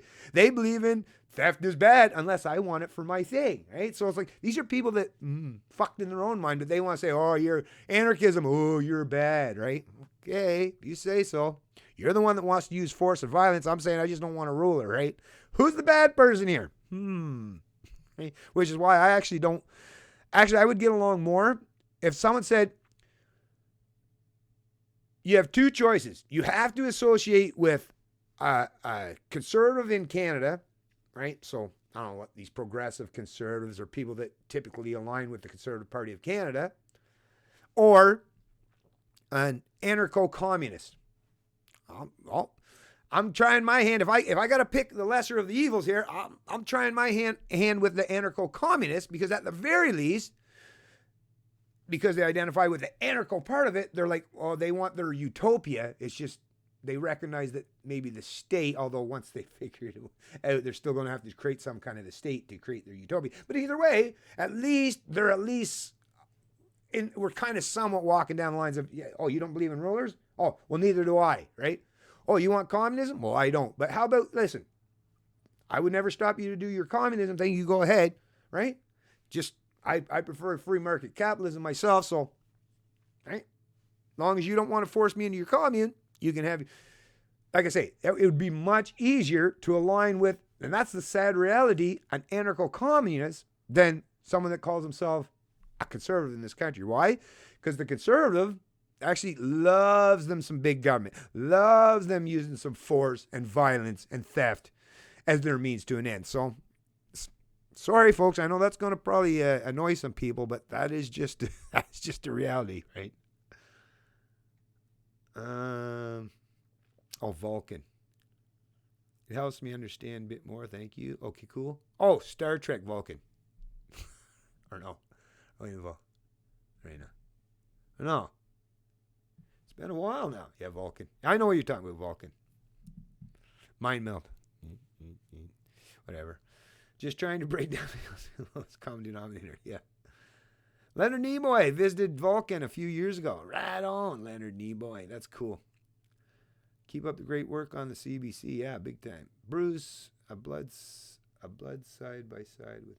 Oh, you guys are talking about houses, okay? What's it to ya? Oh, what's it to ya? Nice. Being an older Gen Z sucks. Millennials think I'm too young, and the Gen Zs call me grandpa. What? What? They call you grandpa? Holy crap. Well, listen. The fact that you're here watching a libertarian channel tells me that, yeah, maybe there is some hope for Gen Zs after all. No, but I think that Gen Z is, well, they're definitely in the young enough cohort now, and they're seeing how this is unfolding. And I'm hoping, like I say, that there will be this, because things do try to kind of go through the whole generational thing, right? And I'm sure you've probably heard it before, like, strong men build weak. Anyways, you've probably heard. I forget the exact quote, but I'm hoping that Gen Zs are in a much better place to understand the detriment of big government. Whether they hate on people like Trump or the leftists or the progressives or identity politics, and see how detrimental that's been, right? I don't like to say. To me, I just hope that the younger generations in particular, because you folks in the younger generations are the one that's going to be stuck with a lot of this crap, or at least that's what the older generations are hoping, is that you'll pay off all these debts and deficits and all these unfunded liabilities to pay for, all the boomers as they're retiring, right, for the next. And I mean, think about it, because our lifespan's so much longer now. I mean, a lot of these boomers might, a substantial portion of them are probably going to live into their hundreds, right? So they're expecting millennials and Gen Zers and, whatever, another generation that's going to come after them to be on the hook for not just dealing with their own hardships, which they're already having to deal with, right? But continue to pay for all those unfunded liabilities and entitlements that the boomers, voted for and have basically entrenched into the system. So that's going to be rough. It's going to be, like I say, but to get the older people to start thinking critically about these issues, what I keep saying to people all the time, especially for the younger people, is no matter how rich your parents or grandparents are, here's the beautiful thing, and how, whether you want to call it by grand design, by the creator, by just evolution, right, is we all as human beings, we all come into this planet naked and reliant on everyone around us to take care of us because we're quite vulnerable, right? Well, the beautiful thing is that flips, and every one of us go through the exact same thing at the end of our lives. So all these boomers, like I say, who have had lots of power to control their successive generations for decades now. Well, like I say, at some point in time, they are going to get older and they're going to lose that grip on power. And they're going to get to the point where they're all wearing those adult diapers and are once again in those very vulnerable situations where they're reliant on all those younger people to take care of them. They might think that they can prolong that for a little while yet. But every one of them, each and every one of them, whether they recognize it in their own personal life because they've made it so their kids or their grandkids don't ever come visit them, don't ever want to have nothing to do with them, or that they're not willing for this to continue these forced wealth and income redistribution schemes to keep them sustained going forward anymore, right? And with this, assisted dying, like I say, a lot of you boomers out there, with it legal now for the younger people to kill you off. Not necessarily, but who knows how far that's going to go. And with the coronavirus, like I say, this is a good time for a lot of those old boomers that were the ones that loved maintaining the status quo and the rule of the status quo and did want to give the up-and-coming generations a time of day or a chance to stand on their own 2 feet or affect their society or their culture in the way they want to do so. At some point in time, like I say, you're all going to be in the position and you're all going to have that fucking moment where it's like, oh, shit. Fuck. I fucked everyone out. I fucked my kids, my grandkids, and my great-grandkids, and now I hear I'm going to have to rely on them to take care of me in my younger or in my final years. Like, well, at that time, that's probably a bad time to try to make up for lost time because, if your millennial age grandkids, got to be in their 30s and these women, let's say, didn't have any kids and now they're like got that empty nest and they've never had any kids and they're going through some part of their midlife and they look at it's all your fucking fault. Holy shit. Like I said, I just don't understand how that entire cohort hasn't, at least, especially as you're getting this late on years. I don't know how a large percentage of the boomers haven't realized that, oh, fuck. Not even to do it for the younger generations. Like I say, I believe a lot of them are so selfish and so greedy and so entitled that they don't give a shit about their next few generations. I believe that to be true because I've recognized that in my own personal life, right? That's just the reality. I'm sure we all have seen that from at least one or two people in our lives that's from that cohort. But even if they don't give a shit about the next generations, like at some point in time, don't you care about your future self? You should start caring about your future self, right? Or are y'all kamikazes, right? I don't know. Like that's just me thinking out loud on this. But like I say, I've run this through my cranium a few times, and it just doesn't seem like to be a wise strategy. So, anyways, what's it to you? Hopefully that kind of helps put a little bit of things in perspective. Because like I say, the older generations, they're going to have their day of reckoning at some point in time.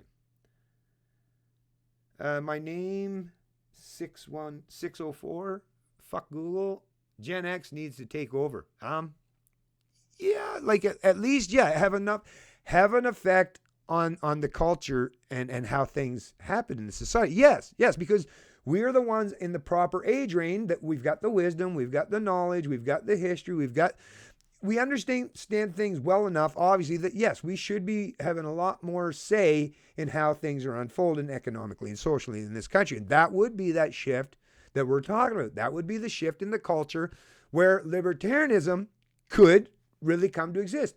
Because Gen Xers, I believe, if you polled literally, not like in a sampling poll, but literally Gen Xers, and you explained to them, a lot of them would identify, oh yeah, I like the personal responsibility, the individual liberty, holding like corporations, government to account, right? Not economically enslaving future and successive generations. I'm pretty sure a lot of Gen Xers would say, hey, yeah, I guess I'm a libertarian too, right?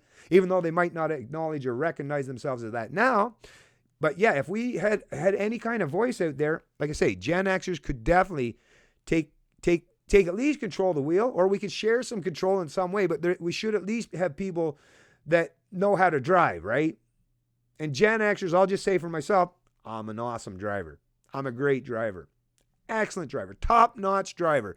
So, yeah, steady hands on a steady wheel. Things would be a whole lot better than what we're at right now, where it's just like fucking right now, right? End of the ditch to the right, end of the ditch to the left. Right? Don't know where the fuck we're going. Seems like we're being driven around by Joe Biden with a fucking blindfold on at this point in time. Although Joe Biden, I think he's older than a boomer. I think he's probably from the silent generation. Anyways, moving on from the demographics. I'm in a logical place. Vulcan. Yeah, Vulcan's great in terms of logic, and it's awesome. But once again, it's weird to not have any. That's the thing with us humans. We have to balance everything logic. Like, well, I mean, if we're dealing with each other socially, like with social or economic interactions, we need that kind of Vulcan logic so that things are done with universal consistency, right? But then when it comes to our personal lives, then that's where you can't just be Vulcan, right? Yeah, that's when your emotions, because that's the thing, when you're with people and it's all voluntary interactions, other than your social or economic interactions with people, which could be strangers or dealing with businesses or government, all that. But in our personal lives, that's where, you don't have to be a Vulcan. We should be able to express our emotions and experience love and sadness and joy and all that stuff. That's the problem with the logic thing, is it's great. And I mean, some of it's good in your personal life as well. But once again, that's where we as humans, we can't just ignore the fact that we do have emotions. We have empathy, and we do have compassion and all that stuff. And we'd be pretty boring if we all just, acted like Vulcans, right? Imagine, actually, maybe I shouldn't even bring this up. I was just trying to think. Imagine a Vulcan sex scene. No, I don't know. Are you getting close? I can't tell. Anyways, forget about that. Let me move on. Move on. Gen X seems to really have gotten screwed. Yeah, we got screwed pretty hardcore. Some Gen Xers kind of followed into the boomers and went into the government sector, and they're doing okay, right? But yeah, the Gen Xers in the private sector, we're still being ruled over by our parents. I mean, I'm going to be 50 years old the end of this year, and I still, like, because of the way social and economic policy is, it's like, I'm still under the thumb of my parents. Like, what the hell? I'm 50. Can I finally get out from underneath of the fucking rules and that this constant contradiction, do as I say, not as I do? That was what, like I say, that was so prevalent for boomers, later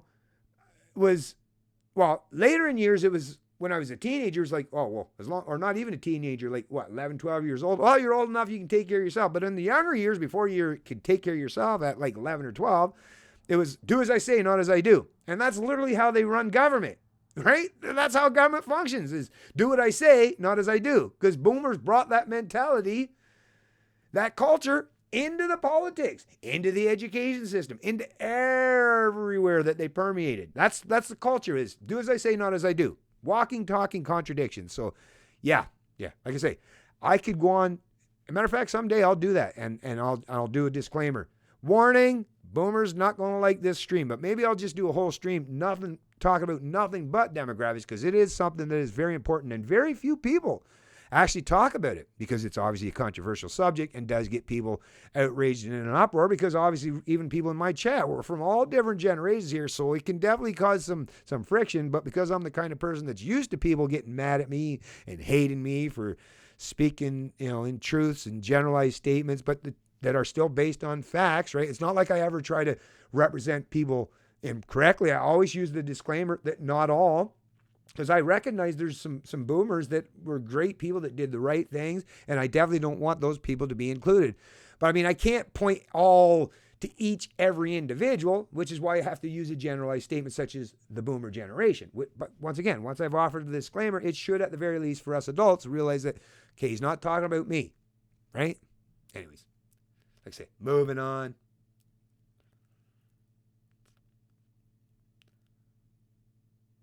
I was born in 1988. Does that make me very, very old? Well, that makes me really, really old. I was born in 1970. Ooh, that sounds old, doesn't it? Yeah, most boomers believe government and doctors tell the truth. Yes, they trust, far too much trust in the state. Faith, right? Faith. They have a lot of faith in the state. Well, you got to remember, a lot of these people, especially the boomers, were a lot of them are raised in households that were very religious, because religion was very dominant when they were growing up. And all it is they took that belief in a mystical authority. As they got older, they outgrew God as their mystical authority, and they just replaced God with government. That's all the boomers have done, which is why you see like they support like the social justice warriors and the government being your ultimate moral authority, right?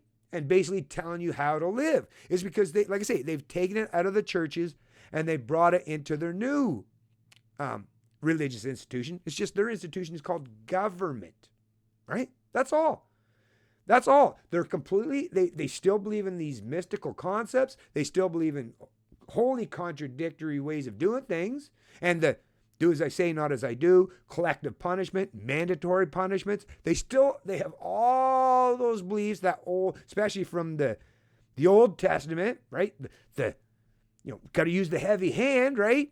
Use fear, like that's the first, the Old Testament is all about the heavy hand of God and fear and smiting thee and, destroying Sodom and Gomorrah. I mean, like pretty brutal stuff in the Old Testament. And like I say, the boomers were raised, a lot of them, on the Old Testament. Now, the New Testament was introduced too, but the Old Testament was quite dominant. And depending on if you were Protestant, Presbyterian, Catholic, so all that too, right? So there's differences even when it comes to that. But yeah, like I say, all they did was take all that mystical thinking, their belief in the authority and all that stuff, and they just transferred it from God to government. And this is what you get now. Except what I keep pointing out on a regular basis is, God, when the boomer said, oh, you're going to hell, or God will smite thee, or God will punish you, right? At least I grew up an adult realizing, I'm glad I still, did some right things right and grew up and tried to be a moral person. At least there is no such thing as this. Like, I haven't seen God come down yet and like send a bolt of lightning through or destroy entire cities, right? But I do see government, because government is representation of real people, real human beings. That is a very dangerous threat. Matter of fact, because they're order followers who are all part of the faith too, right? Those in the military and the police are all practicing from the same faith, and they're all armed to the teeth. It's like, damn, government is a representation that's a whole lot more devastating and dangerous than God in terms of, that belief, right? At least if they believe in God, they can say that I'm going to hell, and they, how they want to punish me and all this stuff. But as long as they rely on this abstract entity God up in the sky to do it, I'm at least somewhat safe. But now that they've placed that hands and that faith in real tangible human beings who can use real means of force and violence or theft, right? Very dangerous. That's why statism is the most dangerous religion on the planet, and why we have to get the younger people. I'm glad they don't believe in, the mysticism that was taught to some of the religious people in the past, right? Because we want to have clear minds, clarity of mind, clarity of language, gives clarity of thought and clarity of concepts, right? I'm glad a lot of the young people today are not so indoctrinated into some of the old religions, right? I'm all for the teachings, but not so indoctrinated that you're just going to follow through with the ideology blindly, right? But I'm hoping that they're not going to turn towards statism. And with the government constantly ramping up and trying to claim to be the benevolent savior and the protector now, and don't worry, we'll pay you. You don't even have to get a job. Don't worry, government, we'll take care of you. I hope the younger people don't fall for that shit, because if they fall for this aligning with the state or believing in the state as their ultimate authority or how they get by in life, then we Gen X are in a whole lot of trouble. If the younger generations like the millennials and Gen Z stays or gets as thoroughly indoctrinated into the cult of statism as the boomers or the silent generation did, yeah, we Gen Xers are fucked. Foobarred. Fucked up beyond all recognition. Mises Media just uploaded Crisis and Liberty lecture. Robert Higgs. It's going to be good. Yeah, it will be. Thanks for letting me know about that. I'll check that out. Rika, Mises Great Institute for libertarians to get some great information for sure. Anyways, I'm probably getting close to that 2.5 hours, so I'm scrolling down here. Today, my generation is told we have to go to college to be anything and be in debt, which is absolute bullshit. I mean, come on. Everything that you can learn in college, like all these things can be taught online, like for dirt cheap. Think about it. All you do when you go to a classroom, you sit in front of a teacher and they teach you a certain amount of things. But that teacher might not be the most competent teacher, right? Might just be one of those many teachers. They're just there putting in their day so they can collect their paycheck and their retirement pension fund. Whereas you could get educated by some of the greatest minds on the planet, through some of those online teaching institutions, or even people that have YouTube channels, right? I mean, Jordan Peterson did a lot of his lectures that you would have to go to his class, right? And does it online. And that's just one of a gazillion examples how you can get the information or whatever topic or subject. If you think that there's absence of knowledge on the internet and that the teachers somehow have knowledge that's not on the internet, well, like I say, think of something that you think the internet doesn't know of, do a Google search and you'll find out, you'll get lots of resources, lots of material, right? So education is literally at our fingertips. So to the fact that you should have to go to college and put yourself in a massive amount of debt, especially when you're talking about in particular trades. Well, I mean, when I was growing up, most of the trades, right, except for like very small things like doctors and nurses, not just trades, but like people in finance, is you get trained on the job. So rather than going to a school, even if you want to go into finance or economics or be an entrepreneur, the best way to learn how to be an entrepreneur or economics or business is being trained by a business owner, right? Or a business leader or someone who used to own businesses but now puts on courses or lectures to teach other people. You don't have to go to a goddamn government school. And you know what? They could do that online, which means pennies on the dollar in terms of cost and no overhead, no big giant buildings with all these things that have to be paid for needlessly. Like I say, in the age of information, ignorance truly is a choice. Where's the membership? I can't do memberships on, you mean for here how you can click, what is it? Yeah, for the membership thing, I have to have 10,000 subscribers. I don't think I'll ever get, it doesn't seem like it. But yeah, I have to have 10,000. I think if that's the right question that you're asking there, if that's what you mean, you might mean something totally different. Anarchy shares principles with libertarianism, but true anarchy defies all dogmatic beliefs as it is based on natural law and actual truth, no constructs of humans like politics. Yeah, kind of. The only thing that I would say, though, with the difference between anarchy and libertarianism, what I found anyways, is libertarian has the three core fundamental principles, which I think are easy for every human being to understand and like universal and can be adopted by everyone voluntarily with no force or coercion. Is, like I say, self-ownership. I own myself. Property rights. So anything I produce or provide through my intellect or my labor is mine. Right? Nobody claims ownership over me or anything I provide.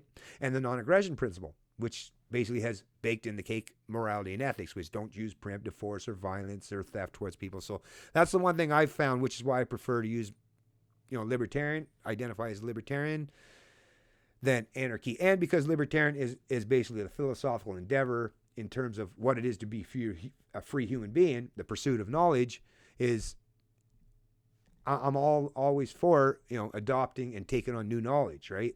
But I do like the fact that it's built into libertarianism that you do have built-in ethics, right? And a way to navigate through the world in a way that, like I say, is completely universal and consistent with proper morals, ethics, and laws. So that's what I would say with that. But yeah, once again, nothing against anarchists. If they're genuine anarchists, that's the thing. A lot of people identify as anarchists, and they're not anarchists at all. They're statists. They just want to bring out their collectivist utopia and claim it as being some anarchy. Today, my generation is told we have to go to college. Oh yeah, okay. We let the next generation down and bringing them to the gates of socialism. Shame on us. Well, yeah, Tommy Gunn, but it wasn't us, right? Well, not me. I doubt it was you if you're saying that you didn't, but I get it. Yeah, the rest of society, or a substantial portion of the rest of society, yes, they did let them down. Yes, and which is why I'm trying my best to counteract that, and I'm sure you are as well. Yeah, we got to counteract that because I agree with you. A lot of Canadians let them down hardcore. Oh, what's this? in case anyone wants to listen to it later. Is this the Mises thing? I'm going to click on that, Rika. So you can put the link in there. Okay, cool. Is that the Mises? Yep. Crisis in Liberty. Okay, now that it's up there, I'll check that later. Thanks for the link, Rika. I appreciate that. Unfortunately, in this day and age, you almost have to help your kids with at least a bit of a down payment with the... Yeah, I know. Like, even myself. Like, if I had the money, I would have to help them. Not because I would, of course, but with my sons, I don't have to worry about this because they... I mean, think about it. They've listened to me, right? So they understand all this stuff. And I would never want to do it to disincentivize them from being personally responsible. But when I realize that the game is rigged against them, of course, we got to try to help them out, right? What the hell? Right? But as long as you're teaching them, like I say, the right things and teaching them the importance of personal responsibility and accountability and all that stuff, then yeah, there's nothing wrong with helping them out, right? And that's the other thing. They'll reciprocate it back, right? If you treat your kids good, well, that's once again going back to what we were talking about earlier. Your kids, I'm not worried about my sons abandoning me in my time of need because I'm going to be there for them when they need it. Not just to bail them out, not to teach them to be reckless or irresponsible, but just because I'm trying to be a good dad. And I'm trying to lead by example in some way, right? So yeah, good for you. Good for you, Tommy Gunn. Good for you. Unfortunately, in this day and age, and you almost have to help. Oh, sorry, Mr. Grinch. Mr. Grinch. Mr. Grinch. But both of you are basically talking along the same lines there. Most boomers were raised in a Marxist dystopia, and they raised millennials, Gen X, and Gen Z are normal-ish. Gen Z is suffering severe Marxist damage through Gen X, and Gen X has to protect them from that. We're trying. Like I say, I try all the time, and that's why I do what I do. I feel compelled to. I feel obliged. No one forces me, obviously, but it's like I would feel like I let so many people down, including myself. I don't think I would be able to lay my head down at night knowing what I know, having the information in my head, and not at least taking the opportunity to spread it around as much as I can. And I'm pretty sure you all believe in the same thing. And that's what we're doing. And I hope the millennials and Gen Zers realize that that's why we do this stuff. It's not just for us, because like I know for me, I've said already multiple times, I don't expect my life to get a whole lot better. Hopefully it does. Like I would love to be able to finally have the marketplace open up and government stop fucking with people and destroying their livelihoods like they've done to me. And then I could make up for some lost time because, yeah, I've lost basically a decade of my life in my 40s because of big government, and I would like to try to make up for it as best I can. Although right now I'm not incentivized to try to do that because I realize that I'm a dog chasing his tail, and all it's going to do is make me dizzy and confused, and I'm not really going to get anywhere, right? So I would love to get things back where proper incentives structures exist, and then all of us could do better, and we can help each other out. That's the area where we truly could come together. Fuck. I even get a little shiver just thinking about that. We could, like, God, together, what we could all do with, like, helping each other out and having a true market environment where we could use all that pent-up entrepreneurial zeal and the innovative and the brains. There's so many people with such great brains out there. Man, I wish we could take advantage of all that and give people what they rightfully deserve, right? We're working on it. Like I say, it's a work in progress. We'll see how it pans out over time, I guess. I'm part of being in between, being screwed and survival. Yeah. At the street, raise our voices in protest, can't awake. Be a mechanic, electrical, what's it? Mechanic, electrician. Yeah. Like those are great things to go into, but I would never tell anyone. Go into whatever field. You kind of have to balance. Is it something that you have a passion for? Even if you don't have a passion, is it something that you can figure that it's something that you want to do? Or even in the gig economy, you might be able to try different things. Like I say, I don't know, but we're definitely going to need not just coders, but you're definitely going to need people that are still in the trades to a degree, right? So yes, people are going to need for this foreseeable future for still some manual labor, and there's not a damn thing wrong with a good hard day work of manual labor. I've done it many times in my life, and it's actually can be quite fulfilling and meaningful. And it also, that's the thing, if you learn about, let's say, building fences or decks or houses, framing, electrician, plumbing, roofing, all those things, not only can you benefit and get in good physical shape while doing so, but you also can bring that knowledge to yourself. So let's say you get a house someday and you need a roof repaired. Well, if you're a roofer, you don't have to call anyone up. You can do that yourself. So it makes you more self-sufficient, right? And lots of different areas. Like I've used my own expertise. Like I'm really good. I've built engines since I was a teenager. So when there any repairs need to be done on our car, if I don't on the wife's car or my car, or if I'm using it, I can do a lot of the work because I have that knowledge. Doesn't mean I have to do it all. If I have the money, I'd like to support a local mechanic, right? Because I have to balance out how much time do I want to spend. Maybe I could spend my time elsewhere, and if I have enough money, I'll pay a mechanic, right? To spread that wealth around in the local, in the community. But that's the thing. At least I have the option. When you have competence and you learn some skills or some trades, at least you have competence in those areas that, like I say, will pay off dividends for pretty much your whole life. Okay, I'm trying to go through it quick now, folks, because I know I'm definitely past that time frame. The suicide rate is going to be awful through this. I hope it doesn't get too bad. Saihan, schools are not teaching kids how to survive. They are teaching them dependency. Yep. Feel sorry for the youngest generation today. I do too. It can't be fixed, must be dismantled, start anew. Well, like I say, and that's true, but I don't want to take everything down. Like I say, this is where it's got to start up here, and how we change it, right? Or how we adopt new ways of thinking, new ways to socially and economically interact. Yes, but let's not throw out the baby with the bathwater just yet, right? We don't want to. That's what I mean. This has to be a transition. It can't just be like a revolution where you just burn everything to the ground and try to start over, because that sounds good in theory, but I don't know. I prefer a little bit of creative destruction, right? Maybe that's me just playing a little too safe too. I don't know. I could never meet a woman who is strong enough. Oh, they're out there. There's lots of strong women for sure.